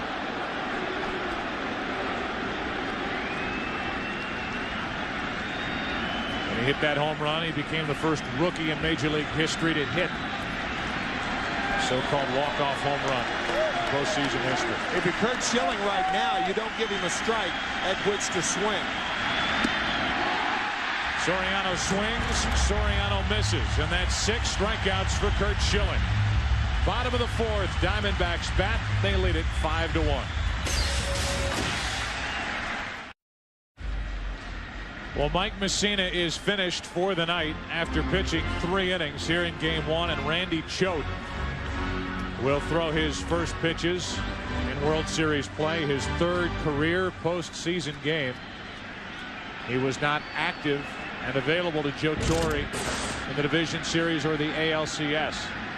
Added at the expense of Mark Wohlers prior to the game as Womack takes one inside. It's a very difficult job for Joe Torre to take Wohlers off the World Series roster. But the Yankees felt like they needed another left-hander for situations like this. That situation is Womack, Counsell, Gonzalez, 3 lefties to start the inning. The Yankees down by 4 in the 4th.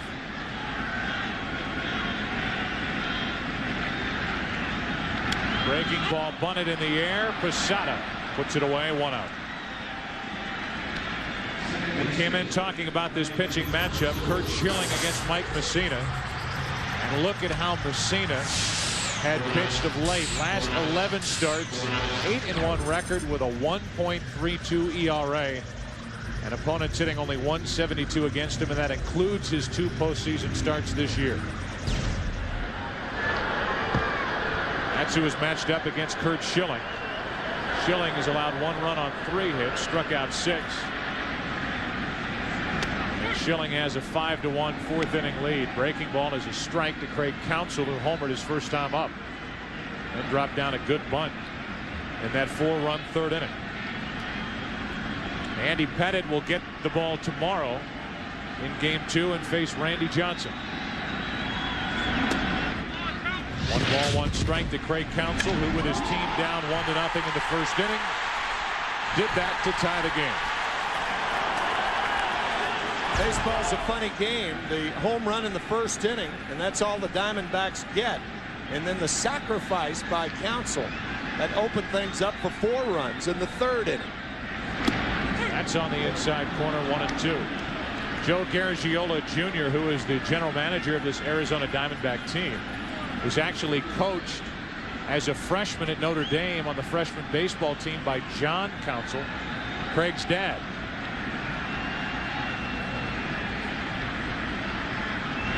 Craig Counsell, a former World Series hero, strikes out for the 2nd out here in the 4th inning. With 2 out, nobody on, Gonzalez will bat. Craig going down, a good breaking ball from Choate. Yet Craig's college baseball coach at Notre Dame, Pat Murphy. Pat is now the baseball coach at Arizona State. And when Counsell hit that home run we talked about earlier off Mike Morris in game 3 in St. Louis, Michelle is the wife of Craig Counsell. She called the Arizona State baseball coach.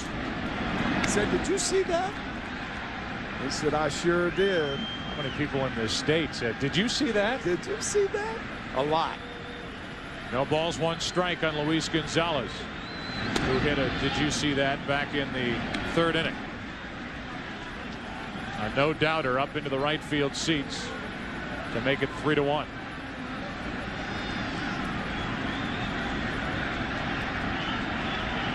Base is clear with 2 out, and Gonzalez goes the other way. Fair and down into the corner. Gonzalez with a 2-out double.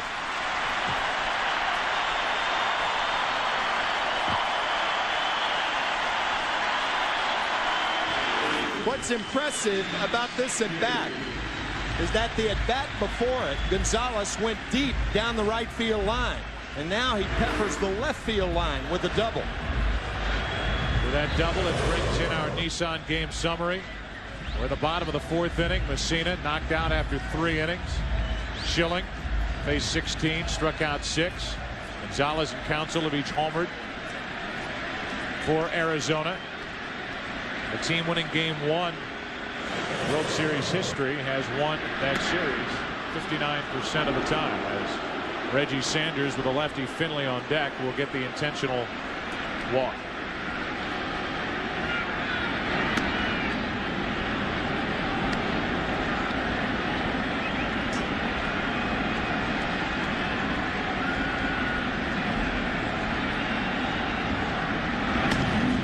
This will set up 2 on with 2 out.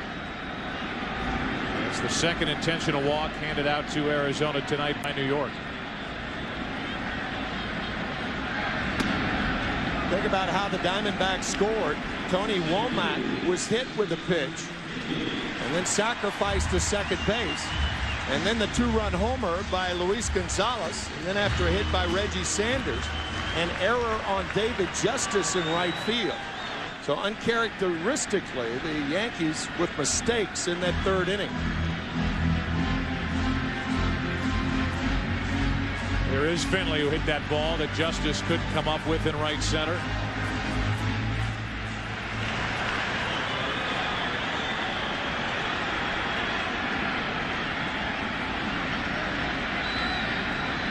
Two on, two out. And Finley able to get out of the way of that pitch.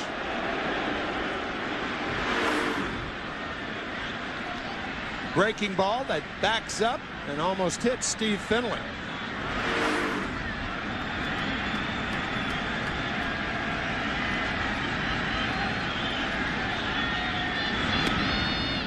Down and in again, 2-0.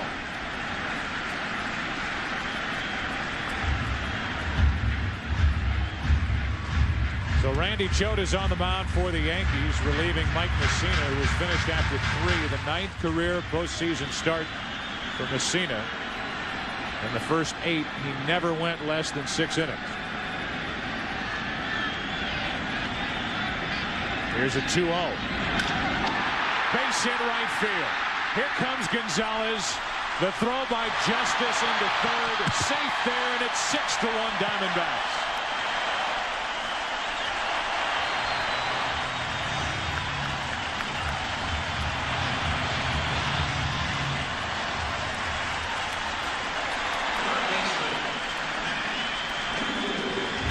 Choate falls behind 2-0. Finley gets a predictable pitch right down the pipe.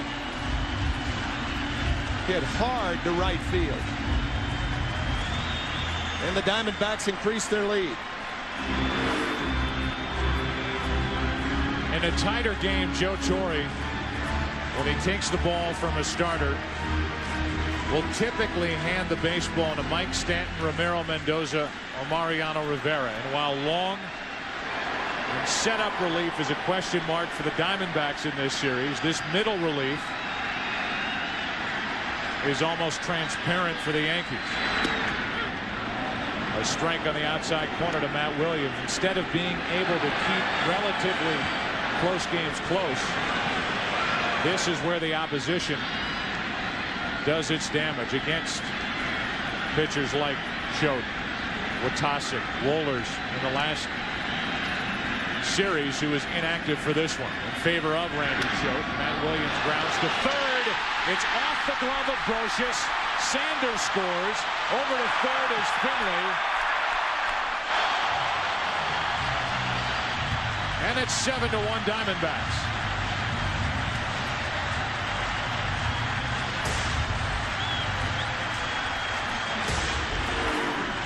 An error on Scott Brocious.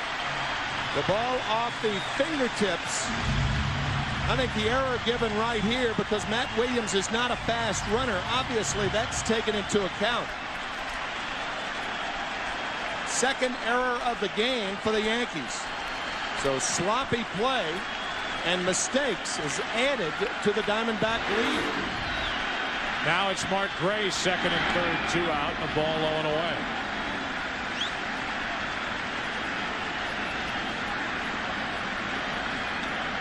Grace is lined out. He's been intentionally walked.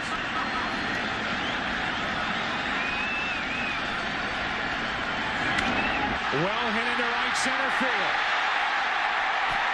Off the base of the wall. Finley scores. Williams scores. It's 9-1.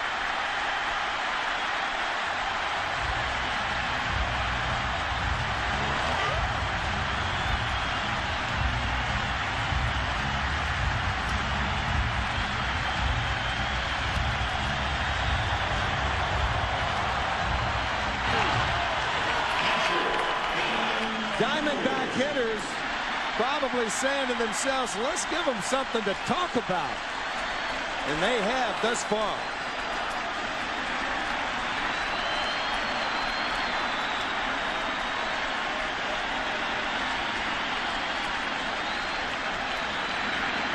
Damian Miller back to Choate. And a long bottom of the fourth inning for Randy Choate is finally over. 4 runs in the third, 4 runs in the fourth. 5th inning of Game 1 of the 2001 World Series, and it's 9-1 Arizona. Curt Schilling back to the hill. We're in the 5th inning now. 9-1 Arizona as Brocious leads it off. That's strike 1. After the attacks of September the 11th, baseball shut down for 6 days. Curt Schilling wrote a letter on Saturday, September 15th, detailing his feelings on what had gone on and what was to come in Major League Baseball. Part of it I want to read to you. There is no city on this planet, Curt writes, that more represents its nation than New York does in the United States. New York is the true definition of a melting pot. Every race, religion, and color are represented in New York. And on Tuesday, you saw every race, every religion, every color come together as one nation of people fighting for one common goal: to save lives. I can honestly tell you that I've never been as proud to be an American as I was that day, to see the men and women of this great country come together and pour their blood, sweat, and tears into saving those that could be saved. Curt Schilling and teammates will go on Monday, when this series heads to New York, pay their respects and show their support for those who lost their lives and those who continue to work at the World Trade Center. 1 ball, 2 strikes on the leadoff hitter, Brocious. And a pop-up. Finley puts it away, and we hear from Curt Schilling on the mission at hand for self and for this Arizona Diamondback team. We believe we belong here. This is what we began spring training playing for. But we're going to have to go through the greatest dynasty in sports to win that, and I think that's appropriate. 4-year-old franchise, you know, Mr. Colangelo didn't stick his foot in the door to get into baseball. He kicked it in, and that offended a lot of people, I think, and probably makes people not like us as much as they might like another team, a young team. But the fact of the matter is, we're in a World Series with a chance to win it. That reference about kicking the door in by Jerry Colangelo, the signing of free agents. 10 of the Diamondbacks have been signed as free agents. Hey, you play by the rules. Enrique Wilson up the middle. Counsell got it. What else is this guy going to do? Woo.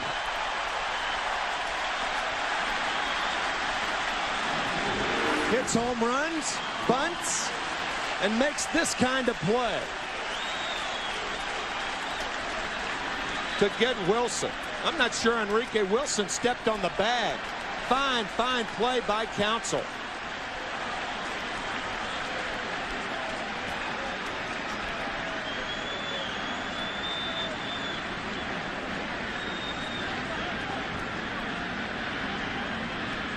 Counsell, who will play anywhere defensively. Counsell, who had a roundabout relationship as we look at the play at first base. If Enrique Wilson's foot is on the bag, he's safe, called out. And it's tough to tell from that angle. You thought he might have missed the bag altogether. I question whether he touched the bag. A lot of times when a base runner will stretch for that first base bag, his timing is thrown off, and he'll miss the bag. Couldn't tell from that angle whether he was on it or not. Chuck Knobloch with 2 out, nobody on. That's a strike. And it's 0-2.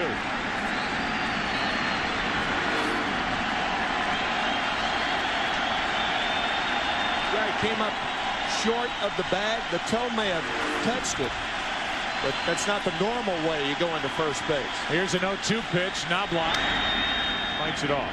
Talking about Craig Counsell, who was released in the early part of the 2000 season by the Dodgers.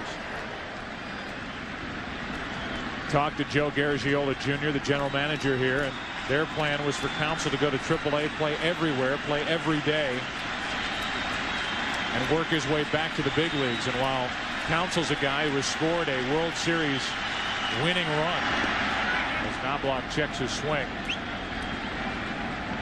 I think the Diamondbacks thought the answer might come back. Are you kidding me? Look at my resume.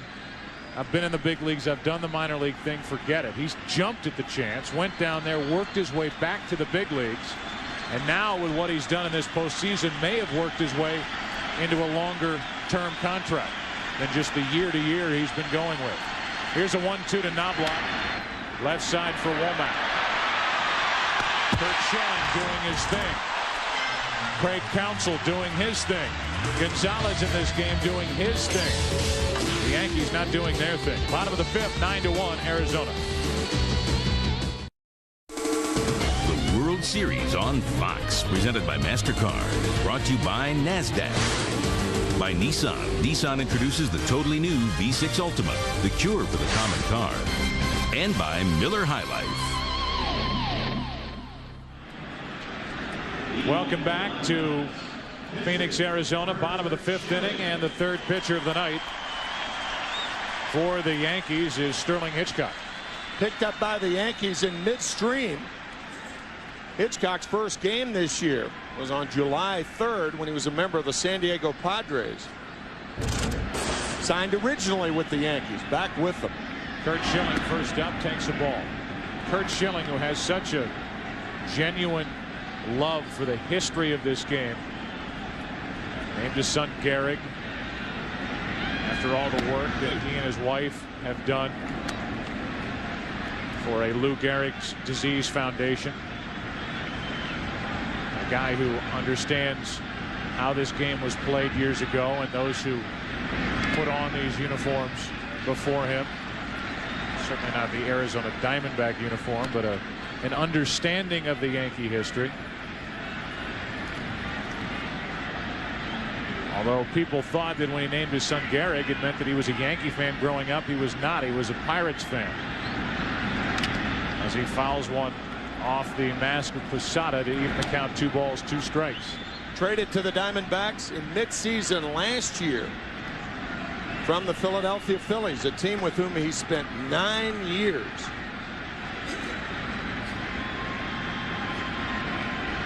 Schilling with a count of 2-2. Appeal to first, and Mark Hirschbeck says that Schilling didn't swing. The count full, 3-2.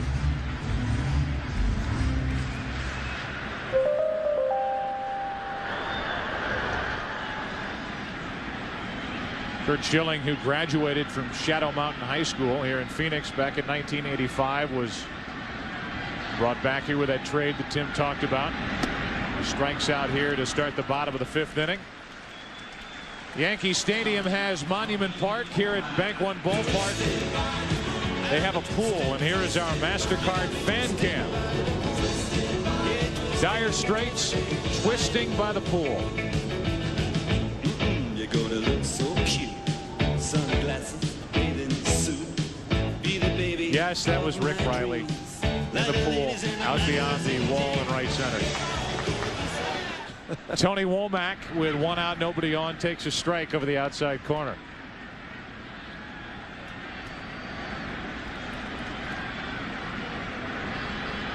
Good town for pool music. No balls, 2 strikes on Womack.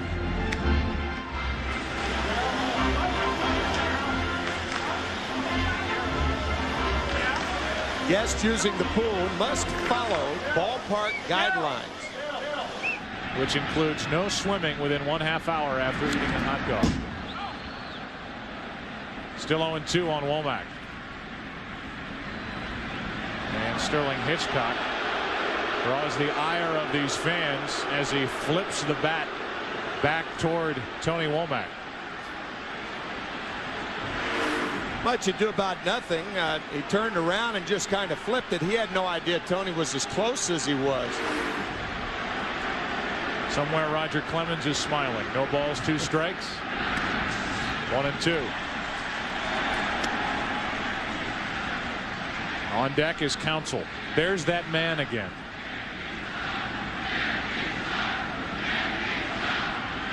Tony Womack has been hit by a pitch. He has scored a run. Brocious got it. What a good play by Scott Brocious with a bare hand pickup. 2 out. Brocious is the best at this that I've ever seen. Gets it in his bare hand, transfers it somehow to his throwing fingers. He has small hands, and to be able to do it as adeptly as he is just remarkable. I tell you, talk about transferring the ball to the tips of his fingers to throw. That one was almost like he threw a changeup over to first base. Knowing he didn't have a lot of time with Womack running. So with 2 out, nobody on, the batter is Craig Counsell. He takes a strike. You can show your support for the Yankees or Diamondbacks with an MLB Authentic Collection World Series cap. Call 1-800-365-0800 to get your player quality cap right now.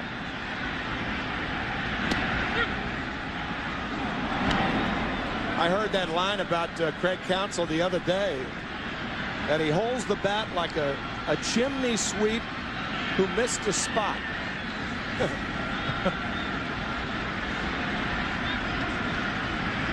Mary Poppins. Counsell strikes out. Second strikeout in the first inning of work for Sterling Hitchcock. Curt Schilling goes back to the hill. 6th inning now, game 1. 9-1 Diamondbacks. The World Series on Fox, presented by MasterCard, is brought to you by John Hancock, official sponsor of Major League Baseball.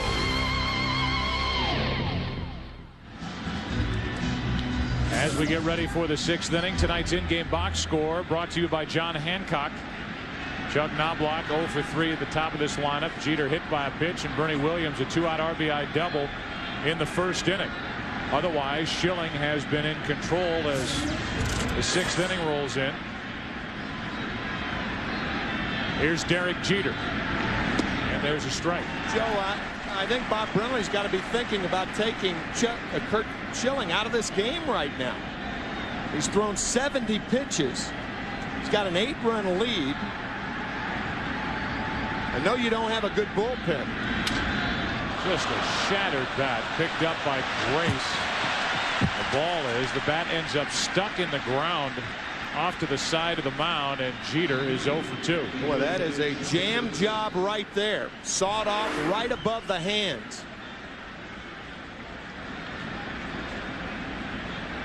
All Jeter had was the handle going down to first base.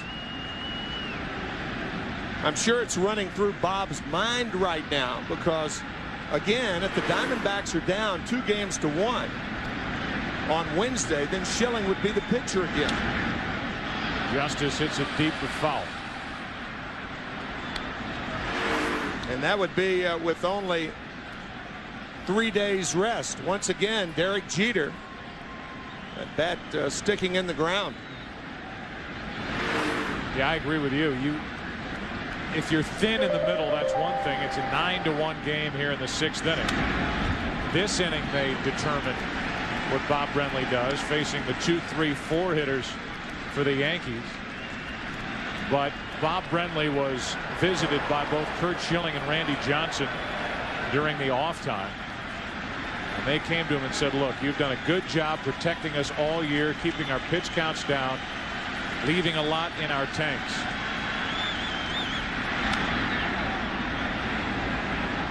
But if we get the opportunity and you need us, we are ready to work on short rest. And again, if the Diamondbacks are up 2-1 or 3-0, Miguel Batista would start game 4 in New York. However, if they are down in the series, Curt Schilling likely takes the ball.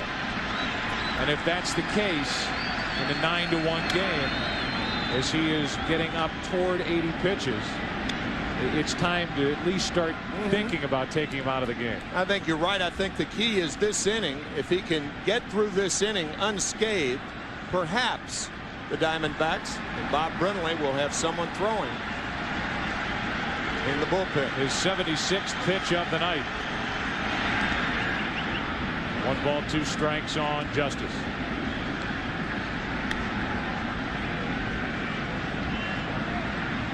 Justice 0 for 2 with 2 strikeouts. The reason he's in the lineup and Paul O'Neill isn't is because of his history against Curt Schilling. And as you said back in the first inning, this is a different Curt Schilling. The pitcher David Justice has faced before. Different stuff. The forkball's better. His velocity is just incredible, to the point where Bob Brenly is stunned that in the 8th or 9th innings, as he's gone through this postseason with 3 consecutive complete games, he can still get it to the plate at 98 miles an hour. His velocity actually increases the last 3 innings. The 2-2 to Justice. It'll stay that way.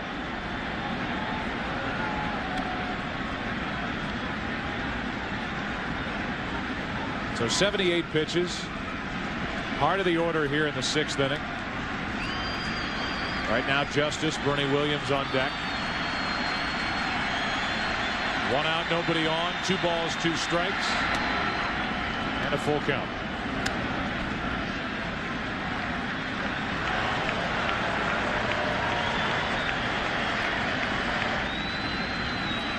Diamondbacks will turn to Randy Johnson tomorrow night. Yankees will turn to Andy Pettitte.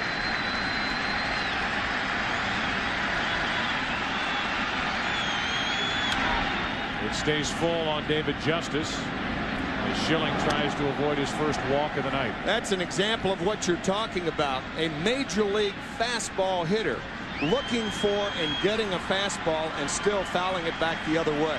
That's an example of how Curt Schilling just overpowers hitters. A little wink as he accepted that sign, and why not? When you can throw 94 miles per hour, pick up your 7th strikeout. 2 out, nobody on, and here's the Diamondbacks manager Bob Brenly talking about his pitching rotation for the rest of this series. As far as the pitching rotation goes, in a perfect world, we'll go Schilling, Johnson, Anderson, Batista. We plan on going with 4 starters, but you know, knowing the magnitude of these games and the fact that there's no reason to save anybody past this point, if we need to bring the 2 big guys back on short rest, that's something we're willing to do. With 2 out, nobody on, Bernie Williams takes ball 1. Bob, with a marvelous sense of humor, says neither Randy Johnson nor Curt Schilling will be pitching winter ball this year. So why save them?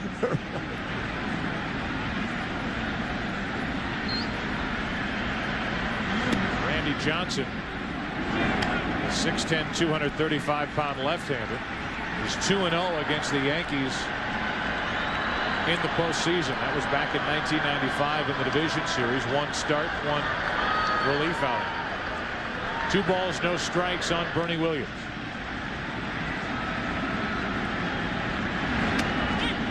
Two and 1. Meanwhile, the Yankees are 17-5 when Andy Pettitte starts a postseason game.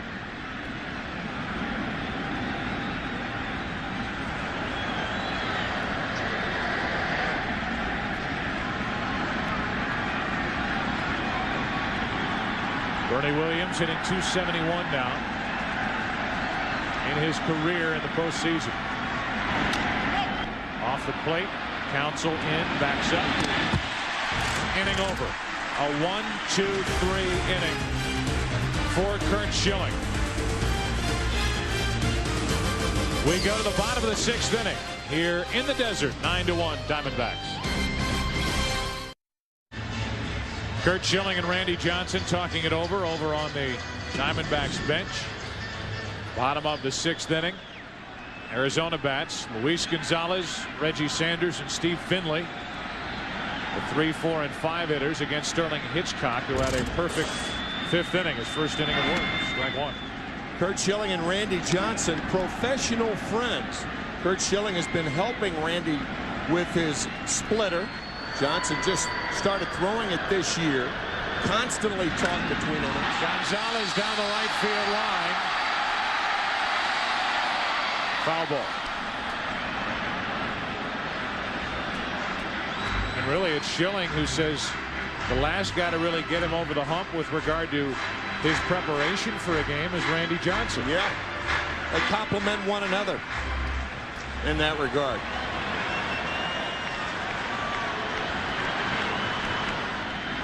The 0-2 to Gonzalez.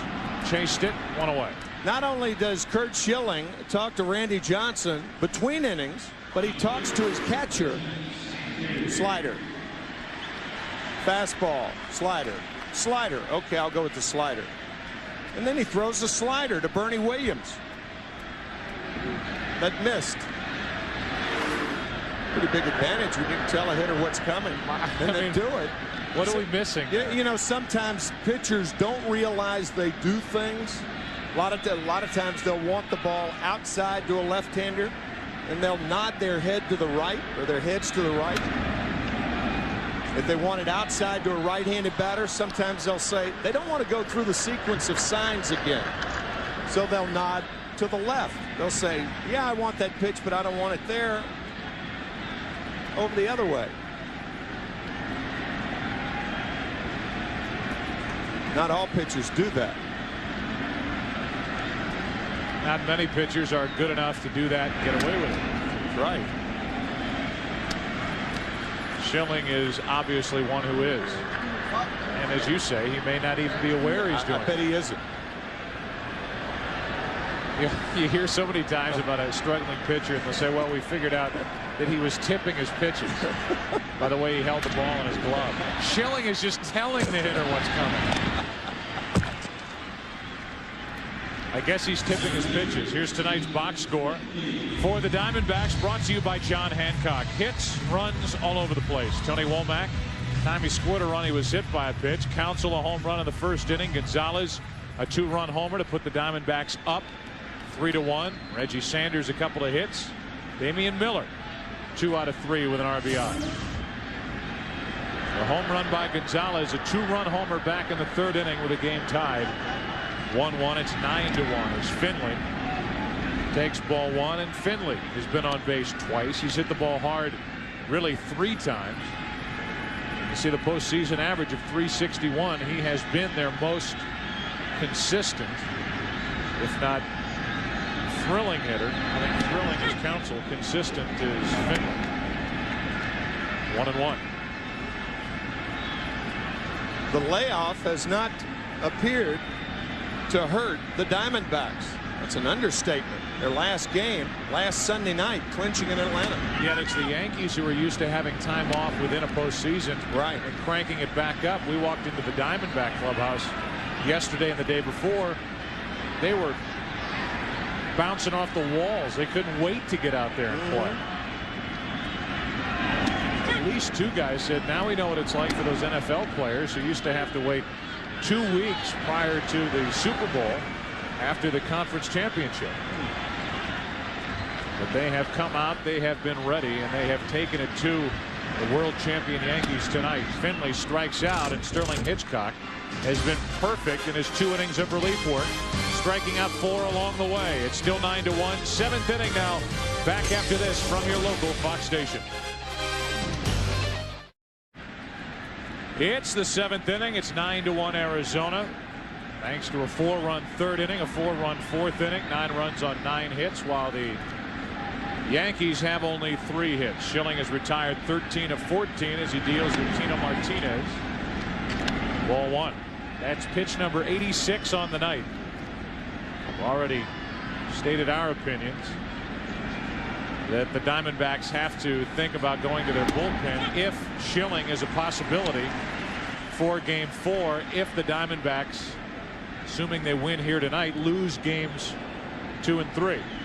Saw Bob Brenly talking with his bench coach Bob Melvin, Bob Welch, the pitching coach, between innings, convening around the lineup card in the Diamondback dugout.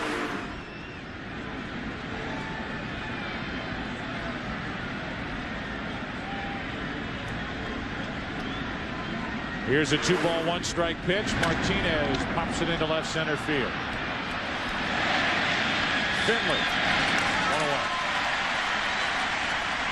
1-1. 14 out of 15 retired by Curt Schilling. The World Series on Fox is presented by MasterCard. There are some things money can't buy. For everything else, there's MasterCard. 1 out, nobody on with Posada digging in case you're wondering what the biggest comeback is in postseason history. It's an 8-run deficit that the A's came back from to defeat the Cubs 10-8. It was 8-0 after 6.5 innings. And the A's came back to beat Chicago. The A's won in 5 games that year. As Posada takes ball 1.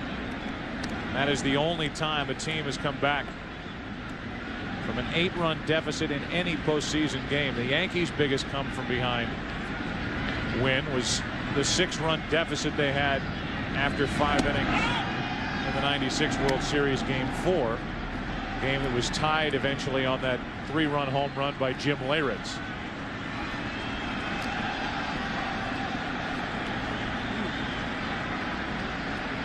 One out, nobody on, 2 balls, no strikes, and now 3-0. Yankees scoring 3 in the 6th in that game and 3 in the 8th. The home run by Leyritz. They won it on a walk to Wade Boggs with the bases loaded. And they came back behind Andy Pettitte to win 1-0 in Game 5, and they won Game 6 at Yankee Stadium. 3-1 from Schilling to Posada, who's 1 for 2, has one of the 3 Yankee hits. Bernie Williams and Brocious have the other 2.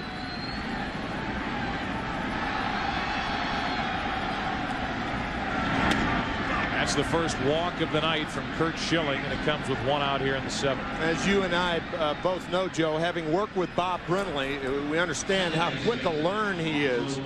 And you got to believe that he learned something from Torre last year, because Joe Torre, it's his opinion that there is no long haul in the World Series. You play to win 1 game that day and don't look to tomorrow. And the way Bob Brenly is leaving Curt Schilling in the game right now, that appears to be his thinking. Forget about tomorrow. Sew today up. Yet if you're the Yankees, there is something left in this game. If you're going to go down the line with Schilling, make him get his pitch count up. Sure. Take pitches, get into that battle mode, and make him throw to get through 7 or get through 8 or whatever his night might be. If he beats you, make it as difficult as you can make it on him. With an eye on Game 4. A 1-0. 1 ball, 1 strike.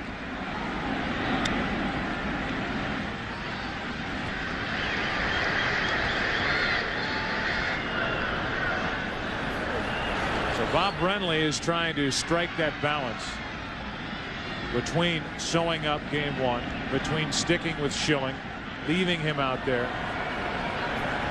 and using that bullpen, getting some innings, and keeping the pitch count down, which is still under 100 for Schilling, but it's getting up around the 90 mark with an eye on Game 4 if the Diamondbacks are down in this series. 1 ball, 2 strikes on Soriano.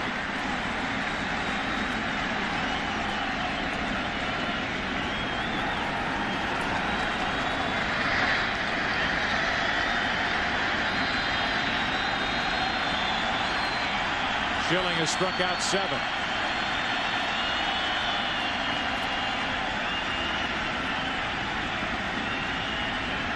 Again, he'll try to go out of the strike zone to get Soriano. But Soriano has a weakness, and he will get better at that. It's pitch selection with 2 strikes.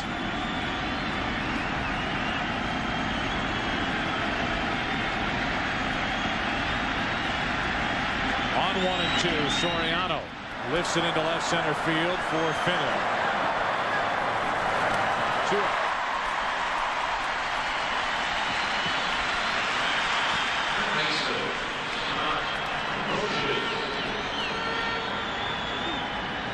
Just to further the point, if Schilling gets through this top of the 7th inning and it stays 9-1, no matter if the Diamondbacks score in the bottom of the 7th inning or not, I personally would be surprised if Schilling went back out there for the 8th inning. Yeah, I would be too.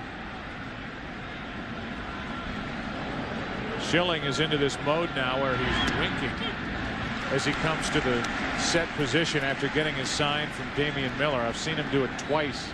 He did it just prior to that last pitch.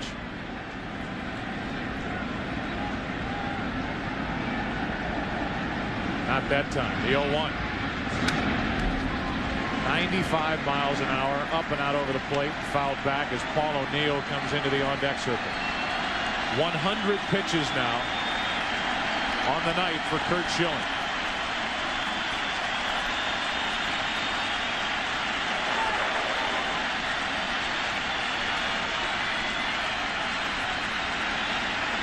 Here's an 0-2.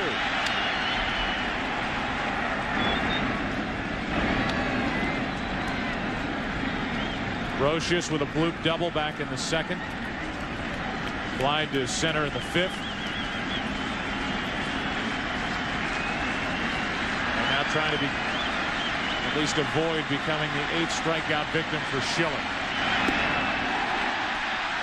Tonight's game is being seen live around the world by U.S. servicemen and women, including those of the USS Enterprise in the North Arabian Sea.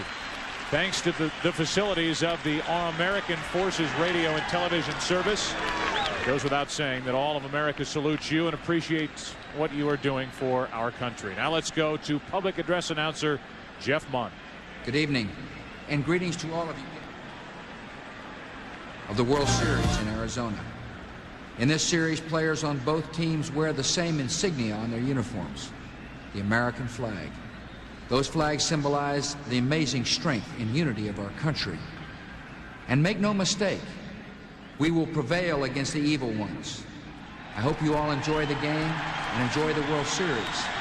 And may God bless America.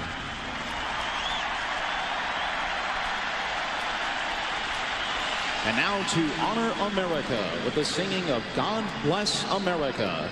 Please welcome the multi-talented award-winning star of stage, screen, and recording, Vanessa Williams.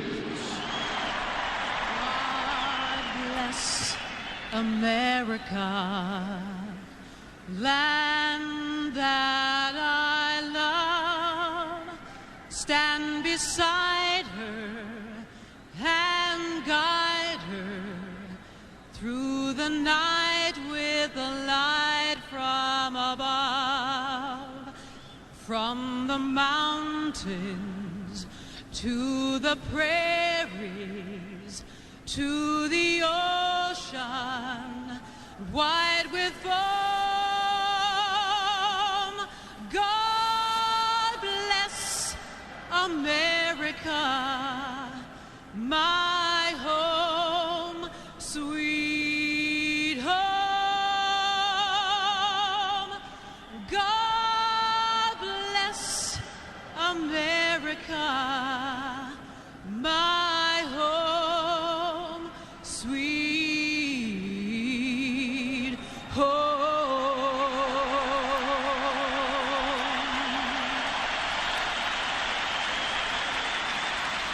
A message from President Bush and Vanessa Williams with God Bless America. Bottom of the 7th coming up. It's 9-1 Arizona. The World Series on Fox, presented by MasterCard, is brought to you by MasterCard. There are some things money can't buy. For everything else, there's MasterCard. And by the people of United Airlines. We are united.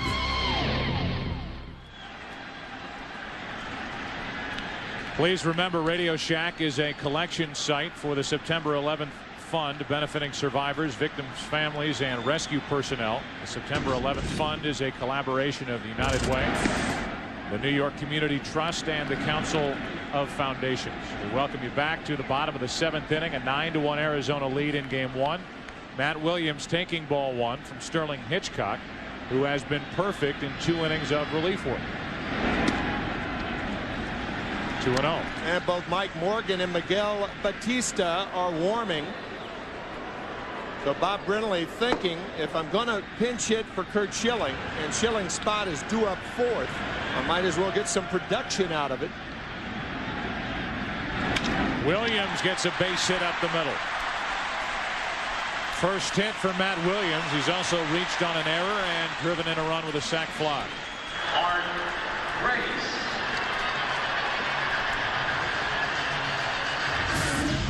Here's our Pepsi game summary. Bottom of the 7th inning. Yankees 9 runs allowed, the most by the Yankees in World Series play since 1996 Game 1. The numbers for Schilling, and he is likely finished. Gonzalez a 2-run homer and a double. And the Yankees postseason since 1996 5-0 series record after losing Game 1. They trail 9-1 as Grace takes a strike. Grace has lined out, been intentionally walked, and driven home a couple with a double back in the 4th inning.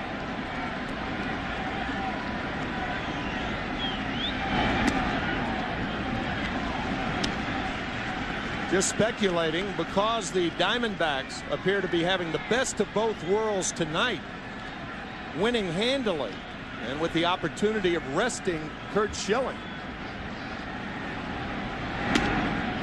2-1. And bringing him back, maybe, and of course this is just speculation on my part, but bringing him back whether they're down 2-1 or up 2-1. That's the option Bob Brenly has with his ace right-hander. Grace hits it hard into right. Justice. 1 out. Mark Grace, who came into this game with a career postseason average of .356, has had good swings all night. The Yankees walked Grace back in the 3rd inning to get to Damian Miller. Runners on at 1st and 3rd, and 2 out. Miller doubled down the left field line. He's 2 out of 3.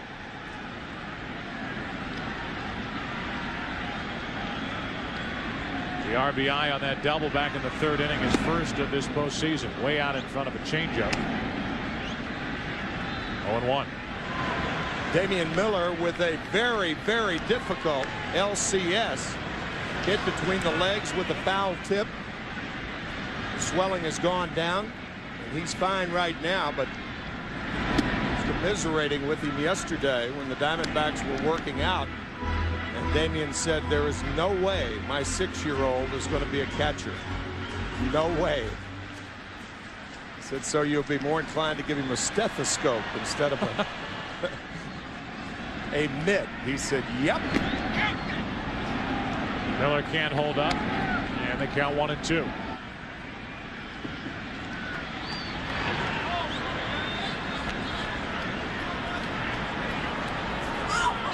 Jay Bell is in the on-deck circle. Barring a double play here in this 7th inning, it appears Bell will hit for Schilling. Miller strikes out, 2 out. 5th strikeout for Hitchcock, who has pitched well. Tomorrow it's Game 2 of the World Series, presented by Budweiser. The matchup of a couple of dominating left-handers. The Yankees send Andy Pettitte to the mound against the Diamondbacks' Randy Johnson.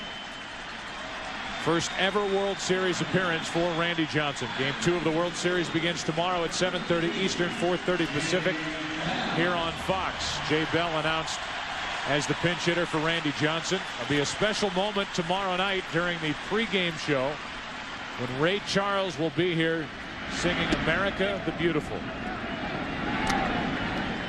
So tune in early tomorrow night to watch Ray Charles sing during the pregame show. Batting for Schilling, it's Jay Bell. 1 on, 2 out, and that's foul down the left field line.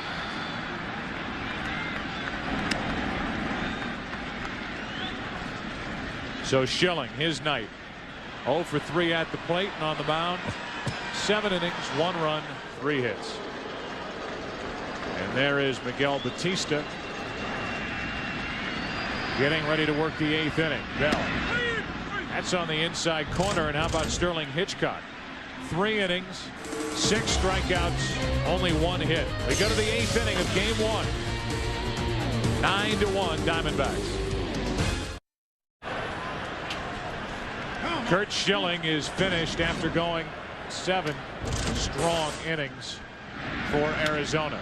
And Paul O'Neill swinging at the first pitch he sees from Mike Morgan. Pops it up to short, 1 away.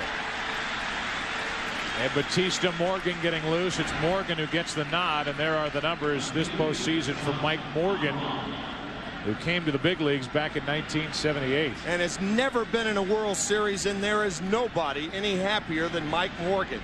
That's on both teams. Speaking of teams, he has been with 12 of them, as Mike Stanton, the left-hander, will be the pitcher in the bottom of the 8th for Joe Torre's Yankees. 1 out, nobody on. Knobloch takes a strike. Knobloch 0 for 3. He's popped up twice, grounded out. That was against Schilling. Again, Schilling 7 innings, 1 run, 3 hits. 1 walk, 8 strikeouts, hit a batter, and is in line for his 4th win of this postseason. And his 8th postseason start. About to up his record to 5-1.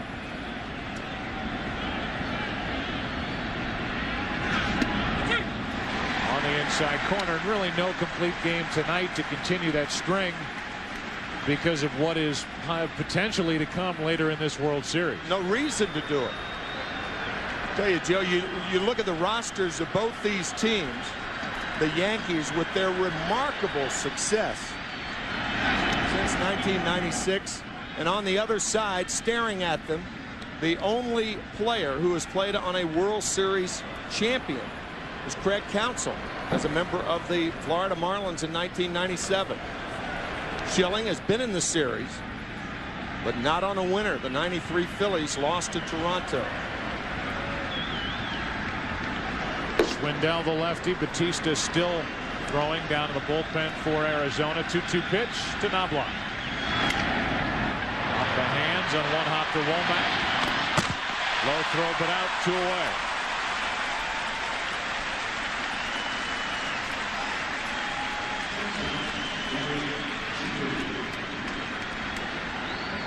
Derek Jeter now, whose hitting streak is in jeopardy here with this at bat. He's hit in 14 consecutive World Series games. He's been hit by a pitch, scored a run, grounded out twice.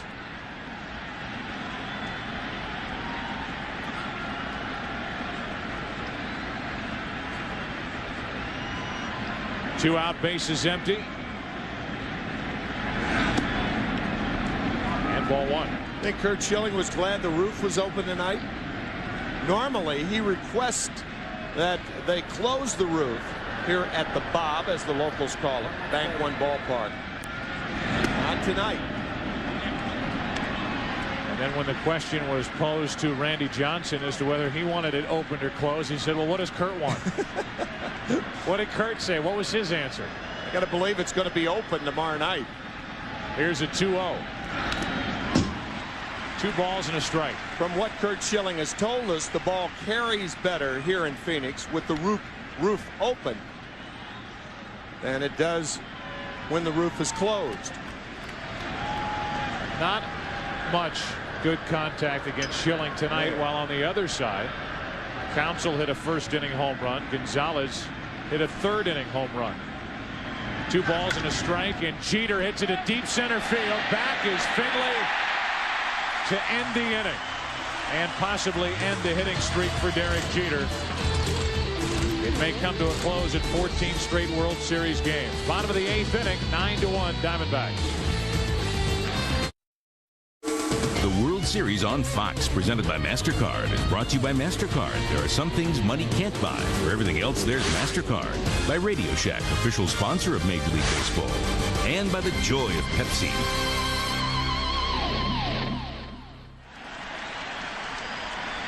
Well, some changes as we go to the bottom of the 8th inning with a 9-1 Arizona lead. David Justice switches from right field to left field.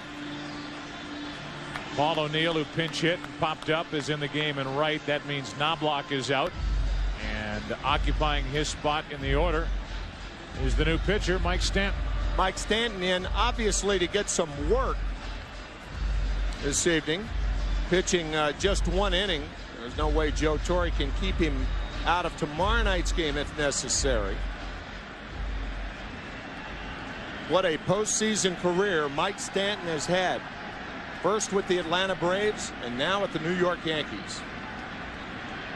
Tony Womack first up. Womack hitless, but he was hit by a pitch, scored a run back in the 3rd inning. Counsell and Gonzalez will follow.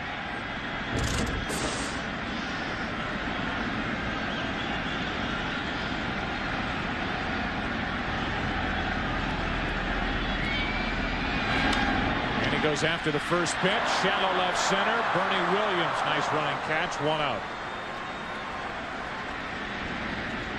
That'll bring in Craig Counsell, who's been busy here in game 1.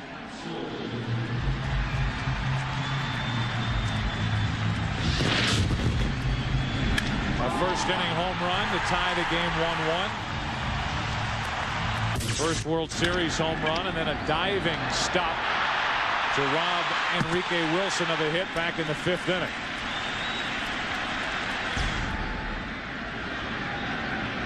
Here he is with 1 out, nobody on in the 8th.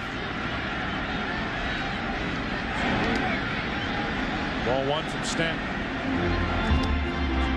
So this has got to be in the category of unexpected with this offensive outburst by Arizona coming in, averaging just over 3 runs a game in the postseason leading into this game 1 of the World Series.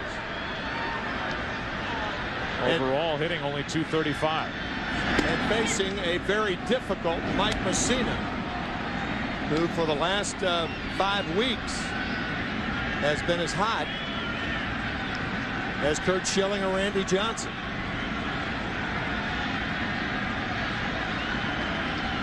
Schilling has done his job. Now it's Randy Johnson tomorrow night. Good play by Soriano. First year at the position.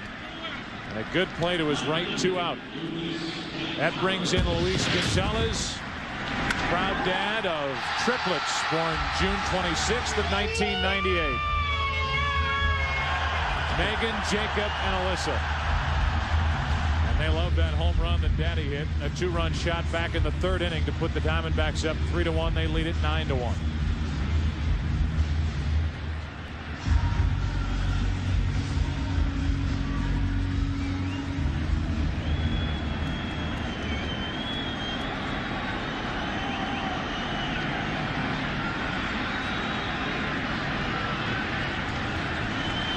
Homer, a double tonight in between 2 strikeouts.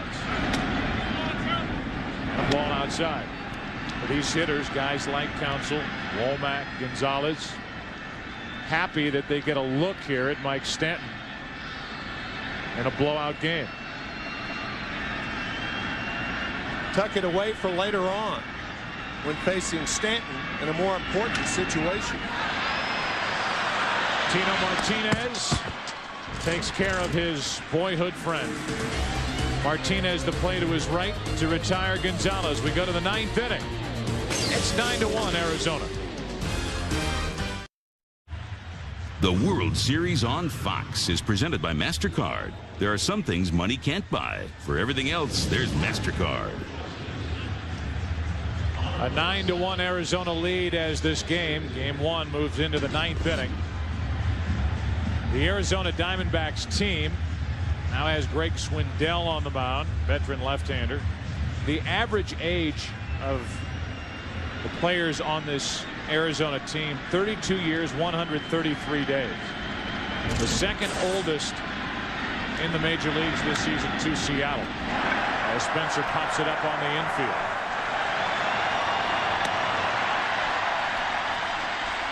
One out. There it is right here. You can see the position players. The 42-year-old Mike Morgan, the oldest on the team. Randy Johnson starts tomorrow. He's next oldest. Only 3 players on the roster from the original expansion list of players drafted back in 1997. November of 97. Excuse me. Only 5 players on this roster with any World Series experience. 1 out, nobody on. Bernie Williams. Strike 1.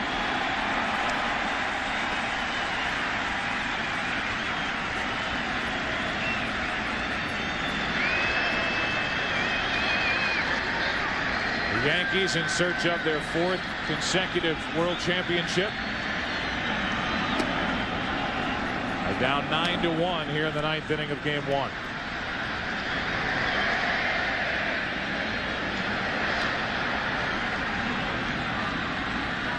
It'll be a different looking lineup tomorrow night for the Yankees against the hard-throwing left-hander Randy Johnson.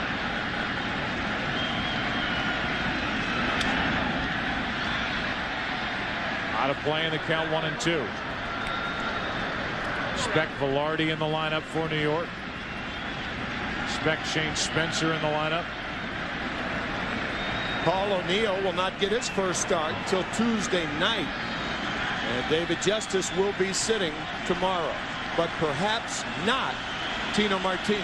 Maybe, said Joe Torre. 2 balls, 2 strikes on Williams. So they're coming up after this game, your late local news. Yankees in World Series play. Last time they had 3 or fewer hits. Game 3 against the Dodgers, that 1963 season. When the Yankees faced a similar 1-2 punch at the top of the rotation for the Dodgers. And Koufax and Drysdale. Still 2-2. That was Drysdale's game. Sandy Koufax striking out 15 and beating the Yankees in game 1. And then it was Koufax who won the clincher in game 4. So Koufax with 2 wins, Drysdale with 1 in the 63 series. Padres got the other. Padres, Johnny Padres, right. 2 balls, 2 strikes on Williams, 1 out, nobody on. 9th inning. 2 out.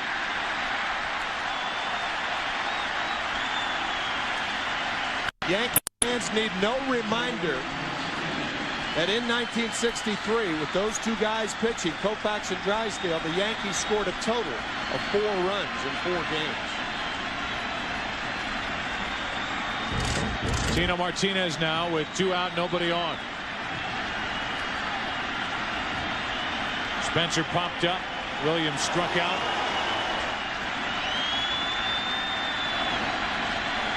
Greg Swindell trying to finish what Curt Schilling started.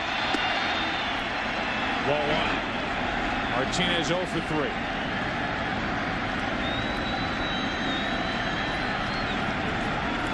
Joe Torre wanting to see the kind of at-bats that Tino Martinez got in game 1 before deciding if he would be in the lineup in game 2. That's foul. 1 ball, 1 strike. You have a lefty on a lefty right now with Swindell against Tino Martinez. But there is no left-hander in the world who can give you what Randy Johnson gives left-handed hitters. Fits.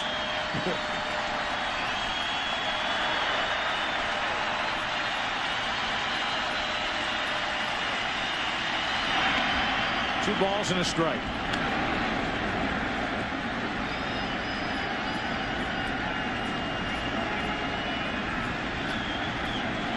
The Yankees facing their 4th consecutive different opponent in the World Series.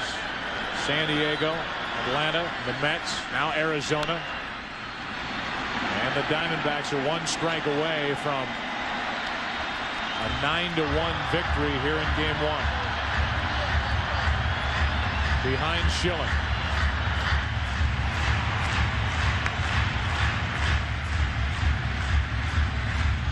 Clemens slated to go in game 3.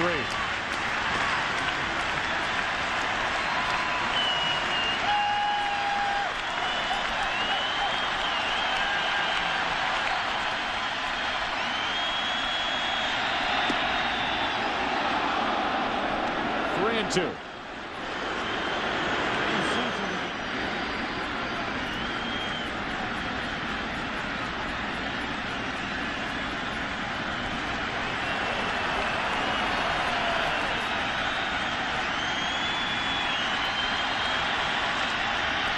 A 2-out walk. That'll bring in Jorge Posada. There is action for the Diamondbacks in their bullpen, but not with Posada coming up, the switch hitting catcher. Might think that odd, Greg Swindell throwing a slider on a 3-2 count when he's 8 runs down with 2 out in the 9th inning. But a lot of pitchers, Swindell included, think that they can get the slider over as well as they can the fastball.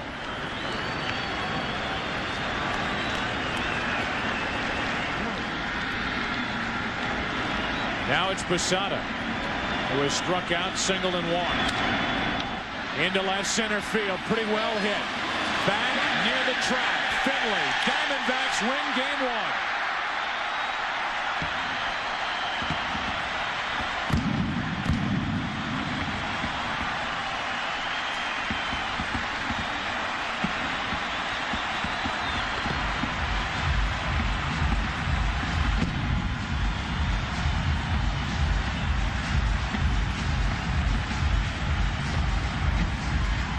How many starting pitchers do you see go out on the field to shake hands with the guys who provided the offense.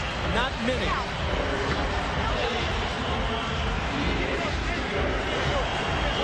It was Curt Schilling on the mound and hitting up and down this Arizona Diamondback lineup.